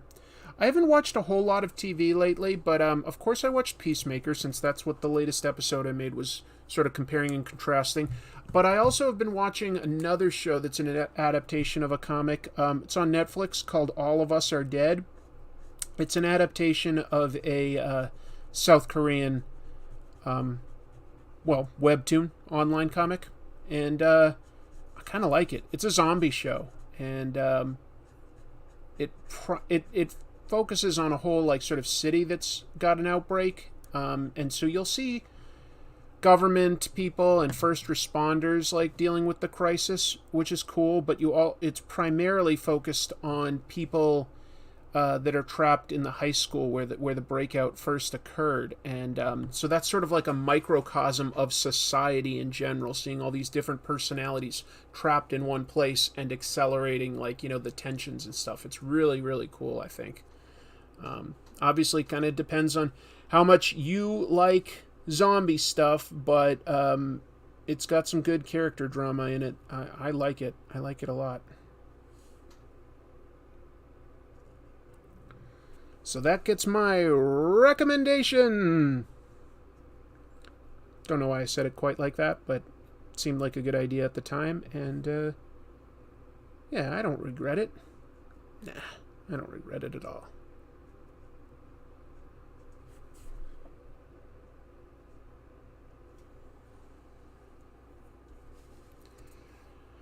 Okay, other games people are saying: Mortal Kombat 11, Destiny 2... Assassin's Creed Valhalla, Elden Ring, Horizon Forbidden West, Risk of Rain 2. Joe Dent asking if anybody caught the Godfather remaster 50th anniversary edit at the cinema. No, my buddy just tonight asked me if I could go, but I just don't think I've got a piece of time that I can carve out. God, the Godfather is so damn good. What a fantastic piece of cinema. And you know what? It feels like very, very uniquely American cinema. Maybe because it's like based on like an American crime family or something, but it just does feel to me like a very American movie. It's a good movie, that's for sure. That's for sure.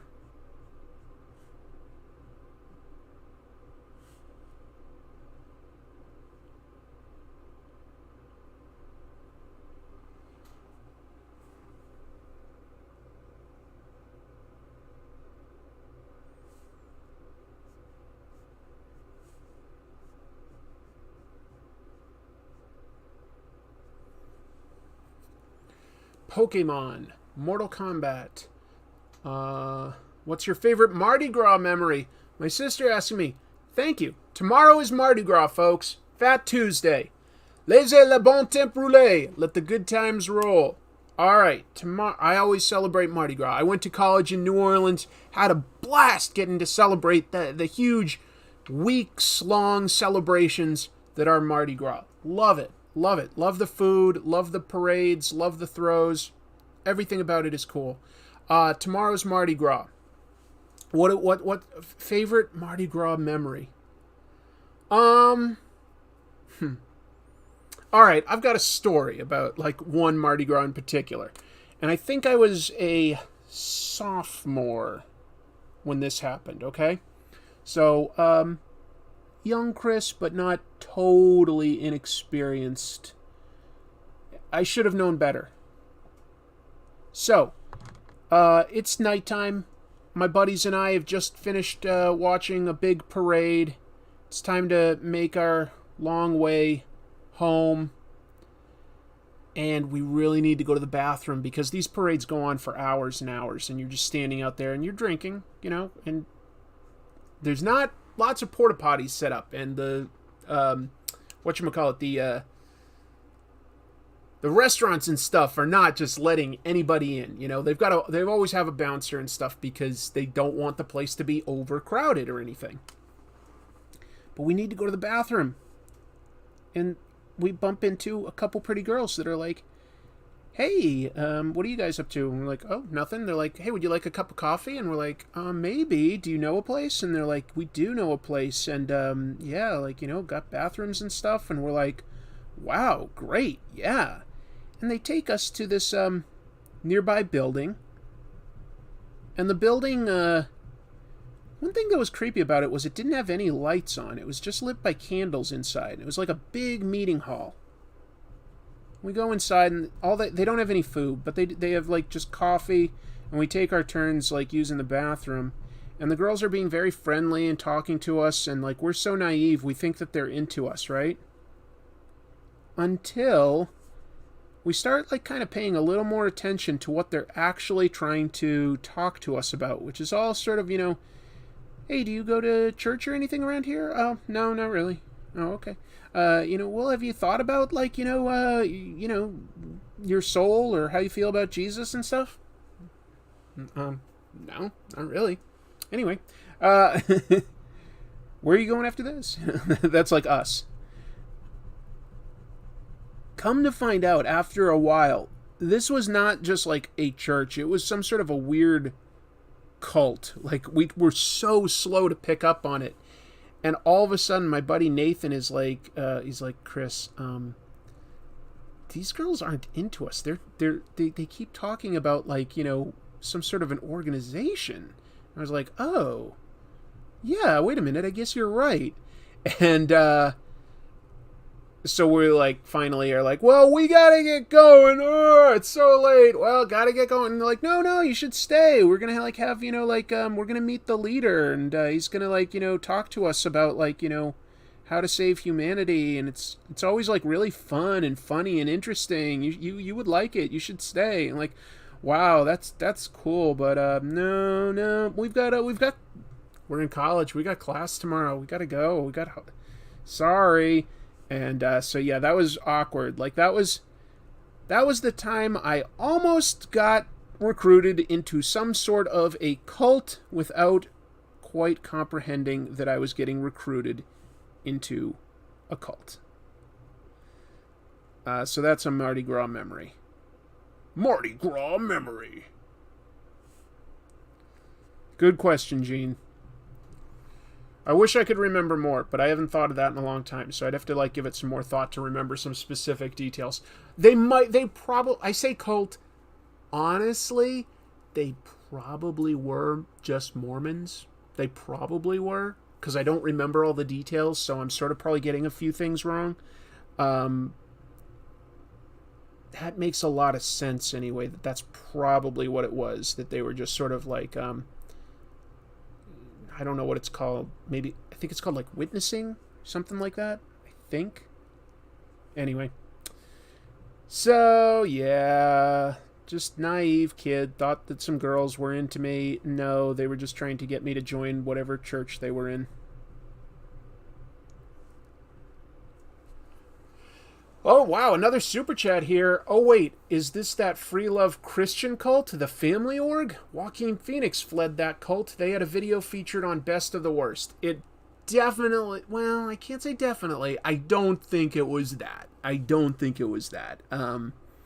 Whoever they were was definitely emboldened enough to, have a big meeting hall and like be offering coffee to people off the streets. Like it wasn't like hidden down some like it's somebody's house or down a dark alley or anything weird like that. It was pretty out and about. So it probably was just like a religion that I just don't understand very well, or at least didn't back then.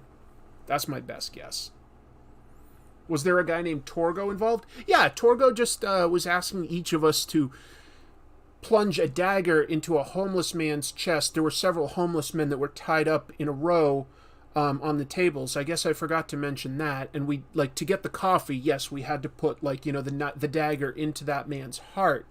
So, of course, we did that to get the coffee. I mean, it was really cold, you got to understand. It was evening. So I didn't mention that earlier, but I guess that's sort of an important part of like the whole night. Yeah. Sorry, I didn't mean to overlook that part. No, there was no guy named Tor. Mormons don't offer coffee. Oh, that's right, because Mormons don't drink caffeine, do they? Well, they were definitely offering us coffee, so it couldn't have been Mormons. Thank you for explaining that, caveman. Couldn't have been Mormons. Who could it have been? Who would offer coffee? I mean, I guess it could have just been Baptists, like some sort of evangelical Christian. But it felt like I was raised Episcopalian, so I mean, I know Christianity, you know what I mean? And it didn't quite feel like that. I know Mormon is also technically Christianity, so I'm sorry that I got that wrong a second ago. I don't know exactly what was going on there. I don't know.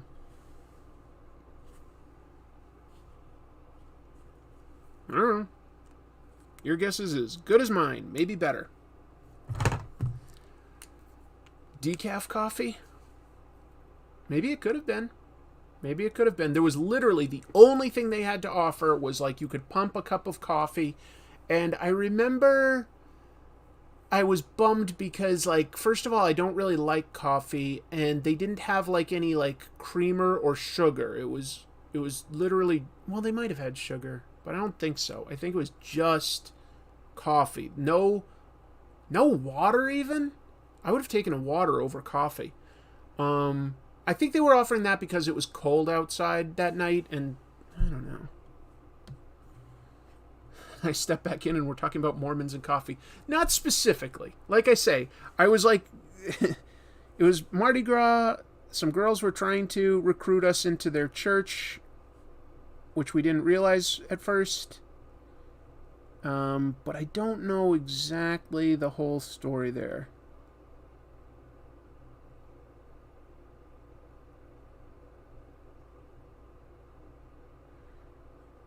I wish I understood everything that was going on better, but, naive, like, what, 19-year-old or something like that?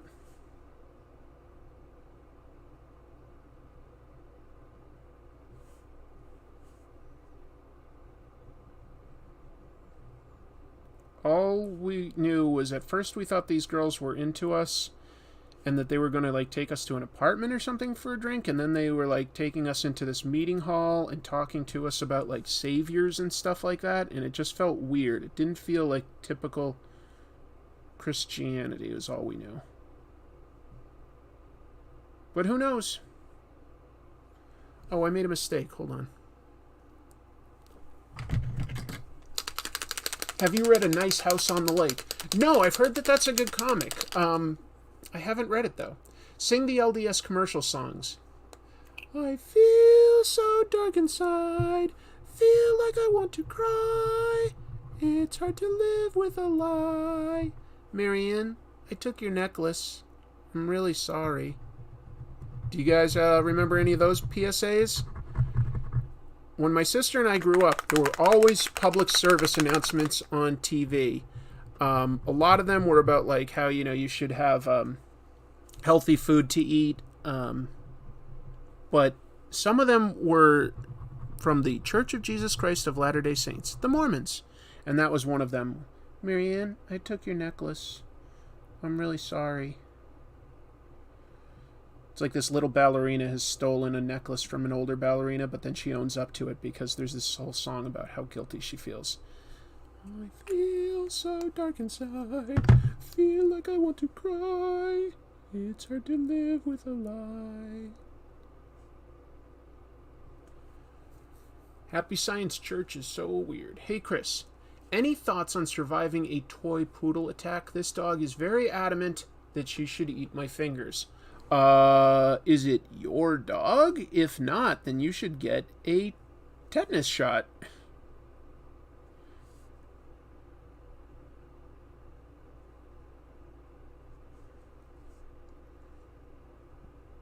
I was bit a few times when I was young by dogs, including by our own family dog when I was just like a really little toddler. I fell down some stairs and scared her. So it's not like she was being just like aggressive for no reason.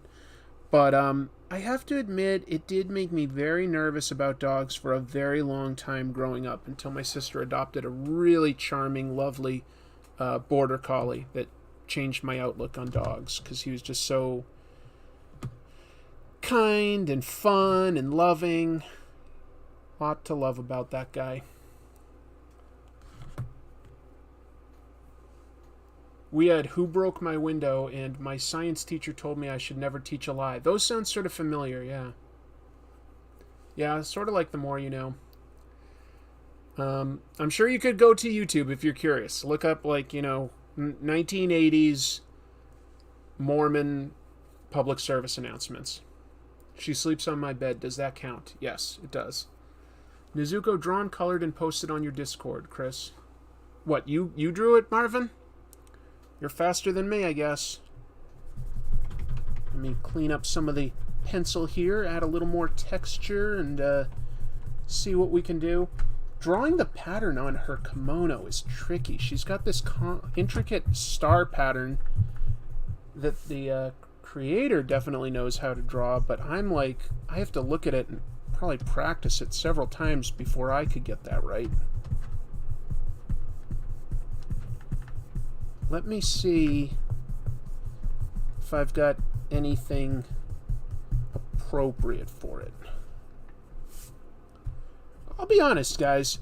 I know I'm not the best artist, but I'm fairly happy with this one. I think it had a good underlying structure to build on.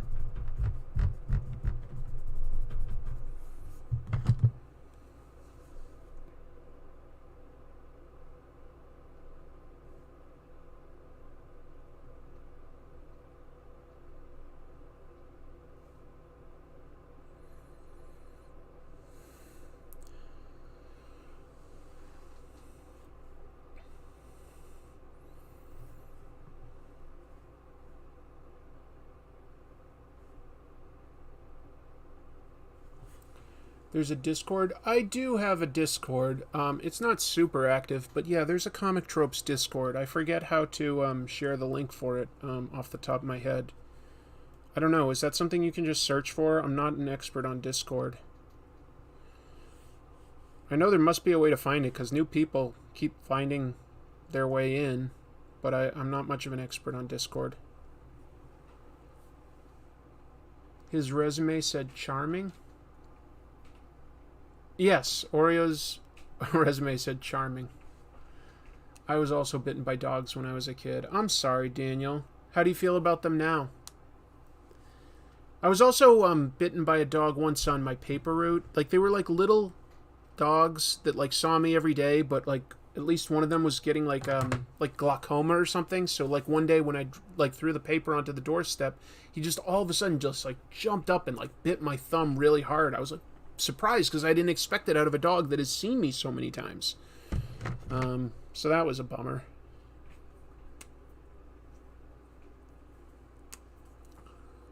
That stinks.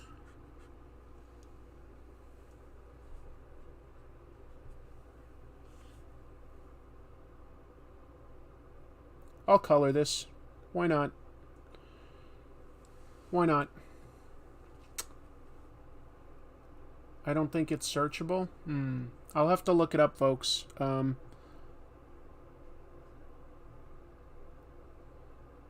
I just don't know how to search a Discord link and make it shareable. Like, I think you have to invite people or something. I don't know Discord very well. The only Discord I really have used is mine, and every year the at-home Comic-Con has one where we, like, different, like, YouTubers, we all have a place where we can communicate, like, what kind of panel we want to do and how we want to set it up and stuff. It seems to, like, work basically like any sort of message board, I guess. Except I think you can also use it as an audio channel. Marvin says, I have the link here for Discord, but chat rules don't allow me to share it. Yeah, like I say, I'm sorry, I don't know how to do that, but, like, I'll find it, folks, and I'll put a pinned comment on this once it goes live, like, once it finishes, is what I mean. I'll put a pinned comment on the Discord so that you can find it later. Just come back here once we've finished, and I'll reply with a comment and I'll pin it. That makes sense?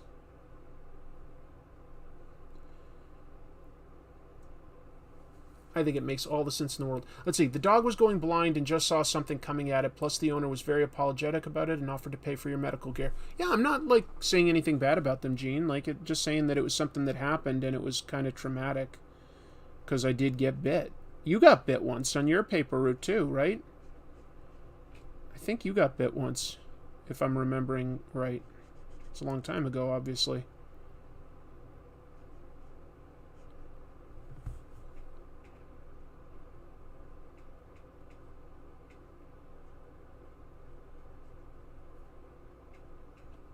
But I'm next to positive you got bit. What's the biggest animal that is either bit or scratched or attacked you? What Copic is that, Chris? Is it the rose flesh? It's not. I thought that I had... Oh, you know what? I meant to use one called EO2 Fruit Pink, but instead I used one called Pale Cherry Pink. So that's way more pink than I meant to use, but whatever. That just means that I'll have to use a really bright pink for her kimono to sort of offset it. This is going to be like almost neon. Whatevs.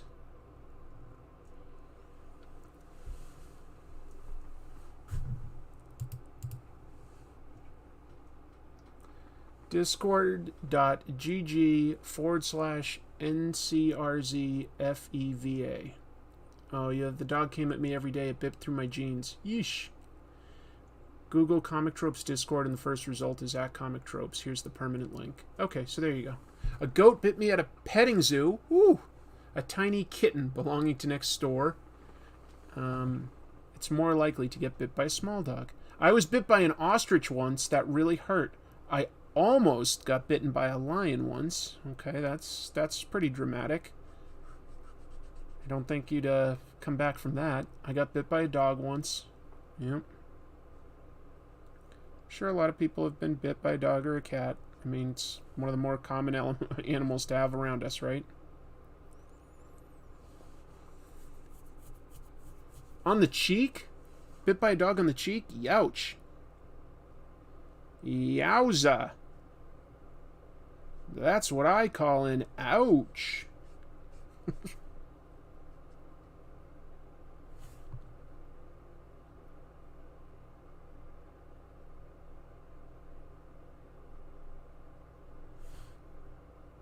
This is fun. We're having good times, aren't we, folks? That was at a zoo. Ooh, a moose bit my sister once. Good lord, mooses are huge. Goat rectangular pupils freak me out at the petting zoo. Goats do have weird eyes. Our toy poodle liked to play bite my arm. I gave up on scolding him. When I was a little kid walking to school, a big dog barked at me when I tried to pet it, and I never liked dogs after that. I got bit by a gerbil, and it clung onto my finger. I don't remember about that one at all, Jeannie.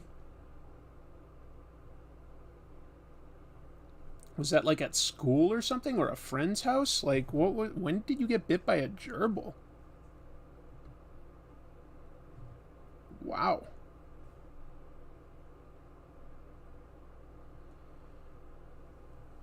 You know what animal's creepy? Koalas. They have 8 thumbs. Koalas also spread chlamydia really easily for some reason.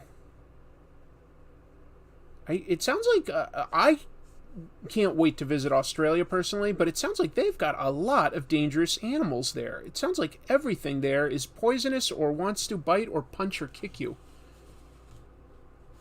I got bit by Quaker parrots and chinchillas. Oh, you get bit by them on a weekly basis. Sorry, Misha. That's an interesting job. I got chased by a warthog as a child. 8 thumbs? I give that 10 thumbs up. Joe Dent with the good jokes today. Thank you for filling in, since obviously I am not bringing it today, folks. Just not bringing it. I should have been on top of that 8 thumbs thing. 8 thumbs is a lot. There's so many animals out there that only have no thumbs. Why can't koalas share?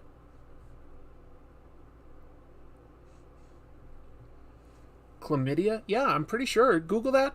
Like, make sure that I'm not just, like, spreading a falsehood, but I'm pretty sure that koalas, like, just easily contract chlamydia, and it doesn't, like, really affect them, but they can, like, spread it really easily. I'm pretty sure I'm remembering that correctly.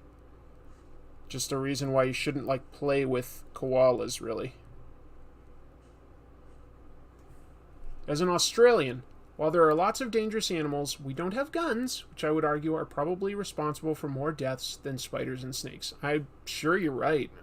I'm sure that that's right.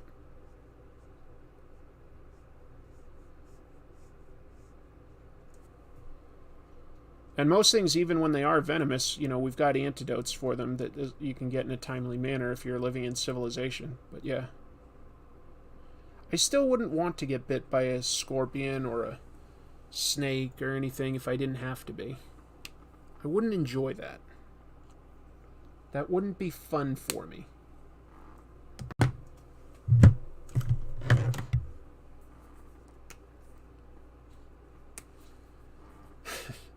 I should have been on top of 8 thumbs. Well, sorry. Most armadillos have leprosy. Gross. My ex-girlfriend's cat bit me when I was tangled up in the blinds and I was trying to free it. Frightened cats are scary. They're not the kindest.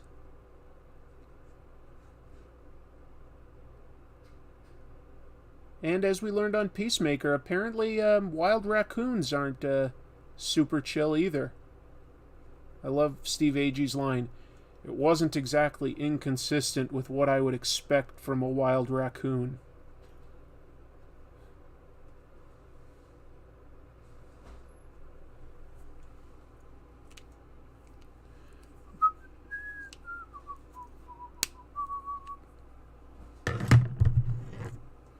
Killer Japanese hornets. Returning my koala to the store first thing tomorrow. Well, as long as it's tomorrow.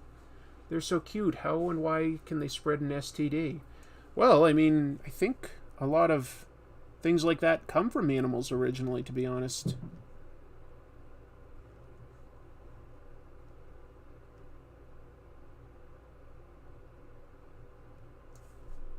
A lot of our diseases come from animals, and at a certain point the virus just mutates and becomes compatible with humans, and that's how we get sick.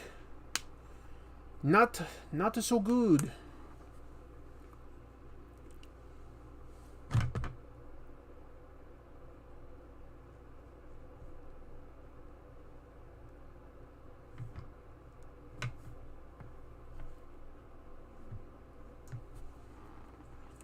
What kind of animal has more thumbs than limbs?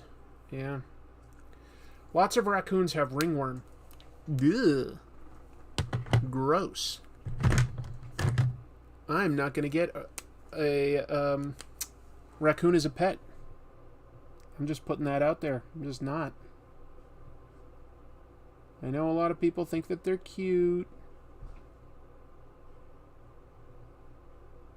Doesn't matter. I'm not getting one as a pet.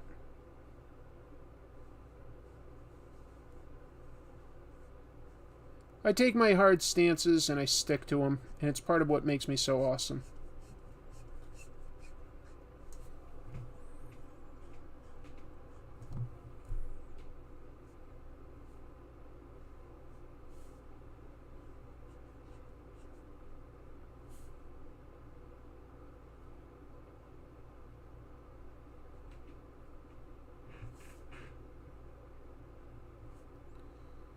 Well, I think we've done a good job trashing a wide variety of animals today, folks, so if nothing else, we've definitely spread a little bit of fear, possibly some disinformation regarding animals. So, you know, we've definitely done our due diligence for a productive YouTube show.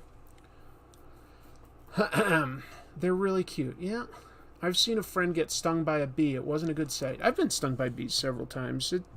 It's not great. It isn't, but it also isn't that bad, I don't think. You can take a few bee stings. It's not that big a deal. I mean, some people are allergic, and of course that's different. But generally, I don't know. I remember one time I was mowing a lawn, and for some reason there was a beehive on the ground, like in this sort of like... There was like a big divot, like, you know, probably like something like a mole had like carved out like sort of a hole in the ground. And who would expect a beehive to be under there? I mowed right over it, and of course that released all the bees, and I got stung several times. That was not fun, obviously. Didn't love that. Raccoons are trash pandas. Yeah. Can I just say, after the week the world has had, this 2 hours has been amazing for my mental health. Love this community. Yeah, I agree, Master Shake. The world is a real mess right now, and I also get something out of being able to talk to all of you, just getting to like talk about comics or joke around, just sort of socialize a little bit. It makes things a little less worse, because the world is in a lot of upheaval right now, and it's a little disconcerting. But thank you all for being here. It means everything to me. I have a great time talking to everybody here. I always have a great time.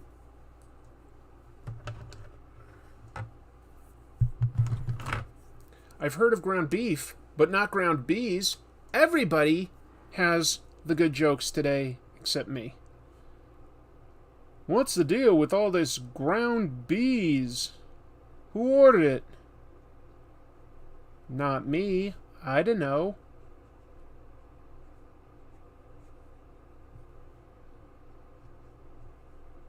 You know how, like, the Family Circus is, like, a tremendously unfunny comic strip on the Sunday newspapers?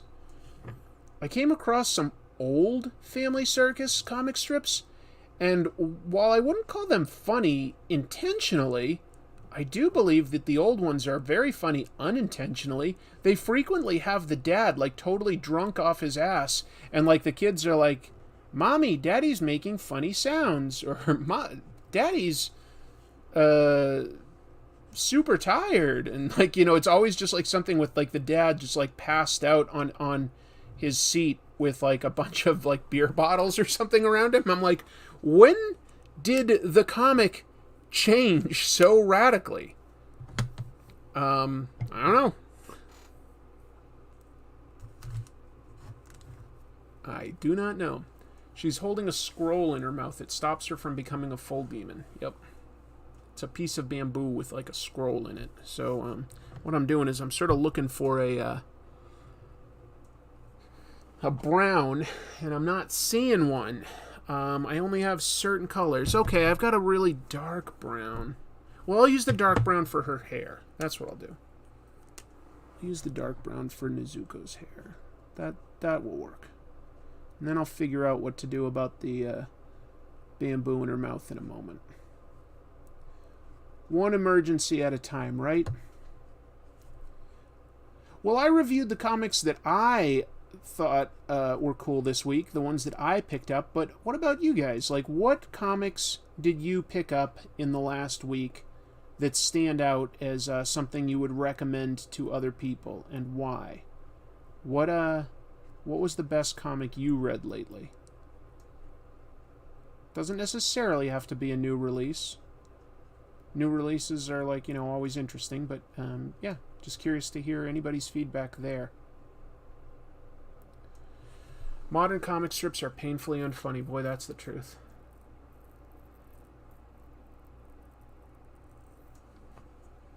Family Circus, not keen on it. Not keen on it. Oh, that Bill Keane, always making something unfunny for us to view and just sort of note. Okay. When I was a little kid, I used to think Garfield was very funny, so I think it appeals to young people, certain comic strips. But then again, it is also possible that Garfield used to be funnier and got worse at a certain point. I don't know. I do know that at a certain point I just looked at Garfield and I was like, where's the joke? Isn't this supposed to be funny?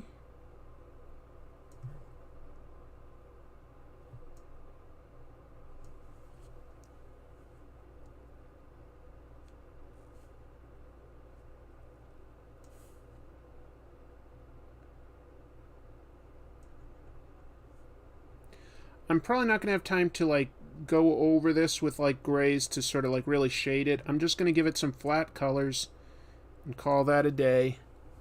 Let's see. Step by Bloody Step is recommended. Immortal Hulk, yep. Battle Pope. Nice, Chris. Nice.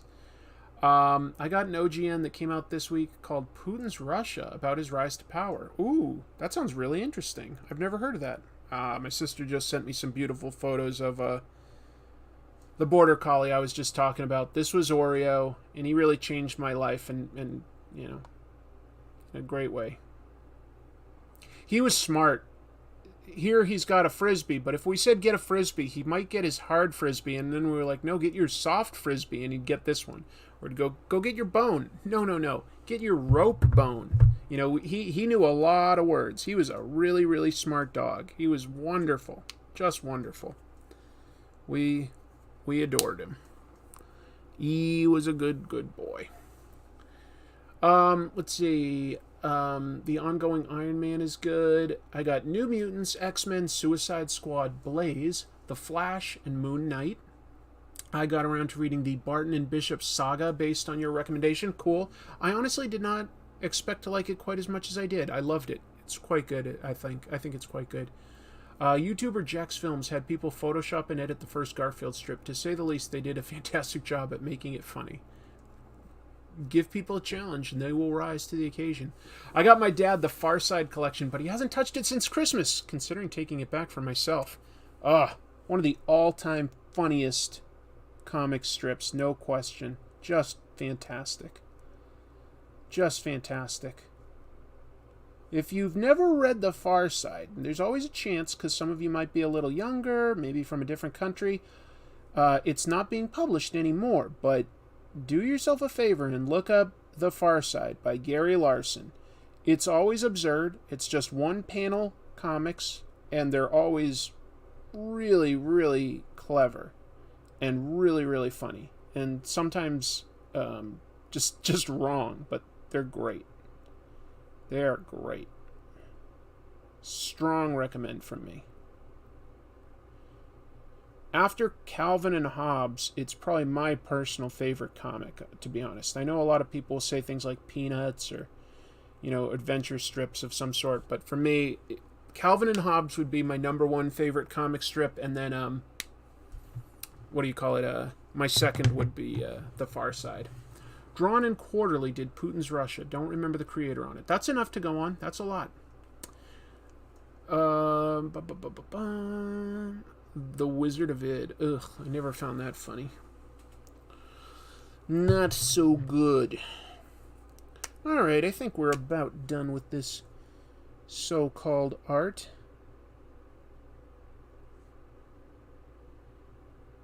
Wish I had a little more skill, but it is what it is.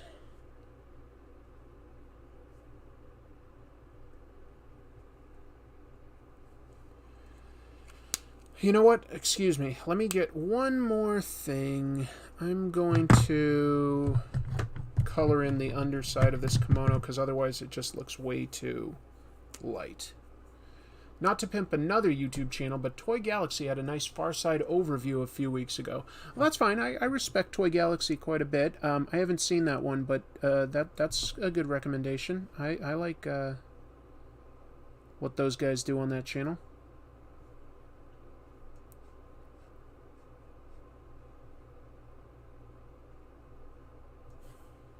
Very good production value on that show.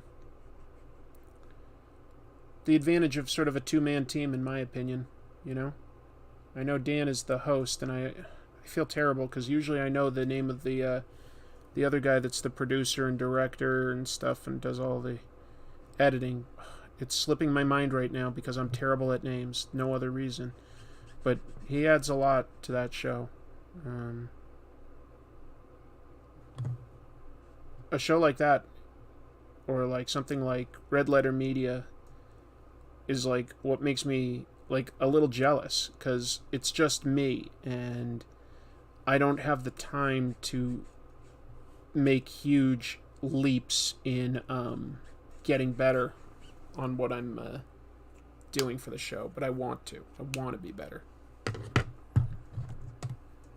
Non-Secretary is my favorite comic strip. Oh, see you, Marvin. Pearls Before Swine is pretty good. Prince Valiant strip, yeah, beautiful art, beautiful art. Added the Toy Galaxy vid to watch later. Cheers to who recommended it. Their episode on Voltron is pretty cool. Yeah.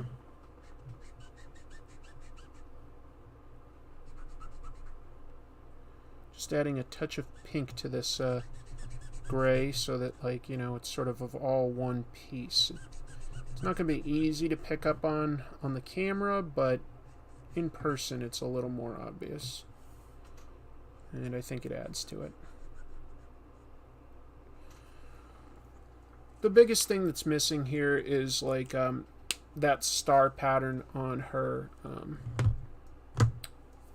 kimono, but you know, this is just for fun, so we'll just call it a missing detail and just live with it somehow.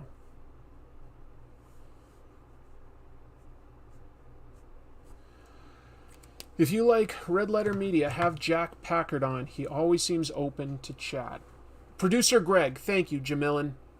Yes, Greg is the guy that works on Toy Galaxy. Jack is hilarious. The Red Letter Media just did an episode, Best of the Worst, and Jack was one of the 4 on this week's, and he was very funny. I love those guys. I sincerely love them. They make me want to do better for YouTube.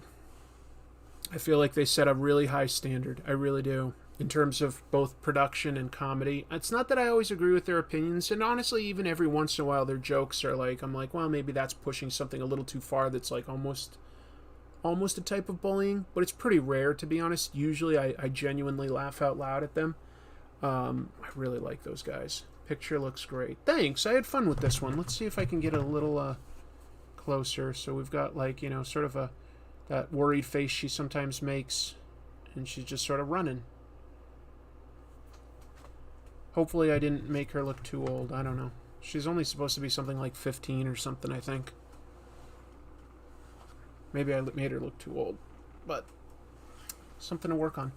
I'm going to call it, guys. I need to make myself a dinner of some sort, or maybe I'll be lucky enough and Chrissy will make me some sort of a dinner. Jack is also on the Escapist Movie Podcast. Oh, didn't know about that. Thanks. The pink and the gray was an important touch. Yeah, I mean, I wish I had a few more colors, and then I think I could make it look even better.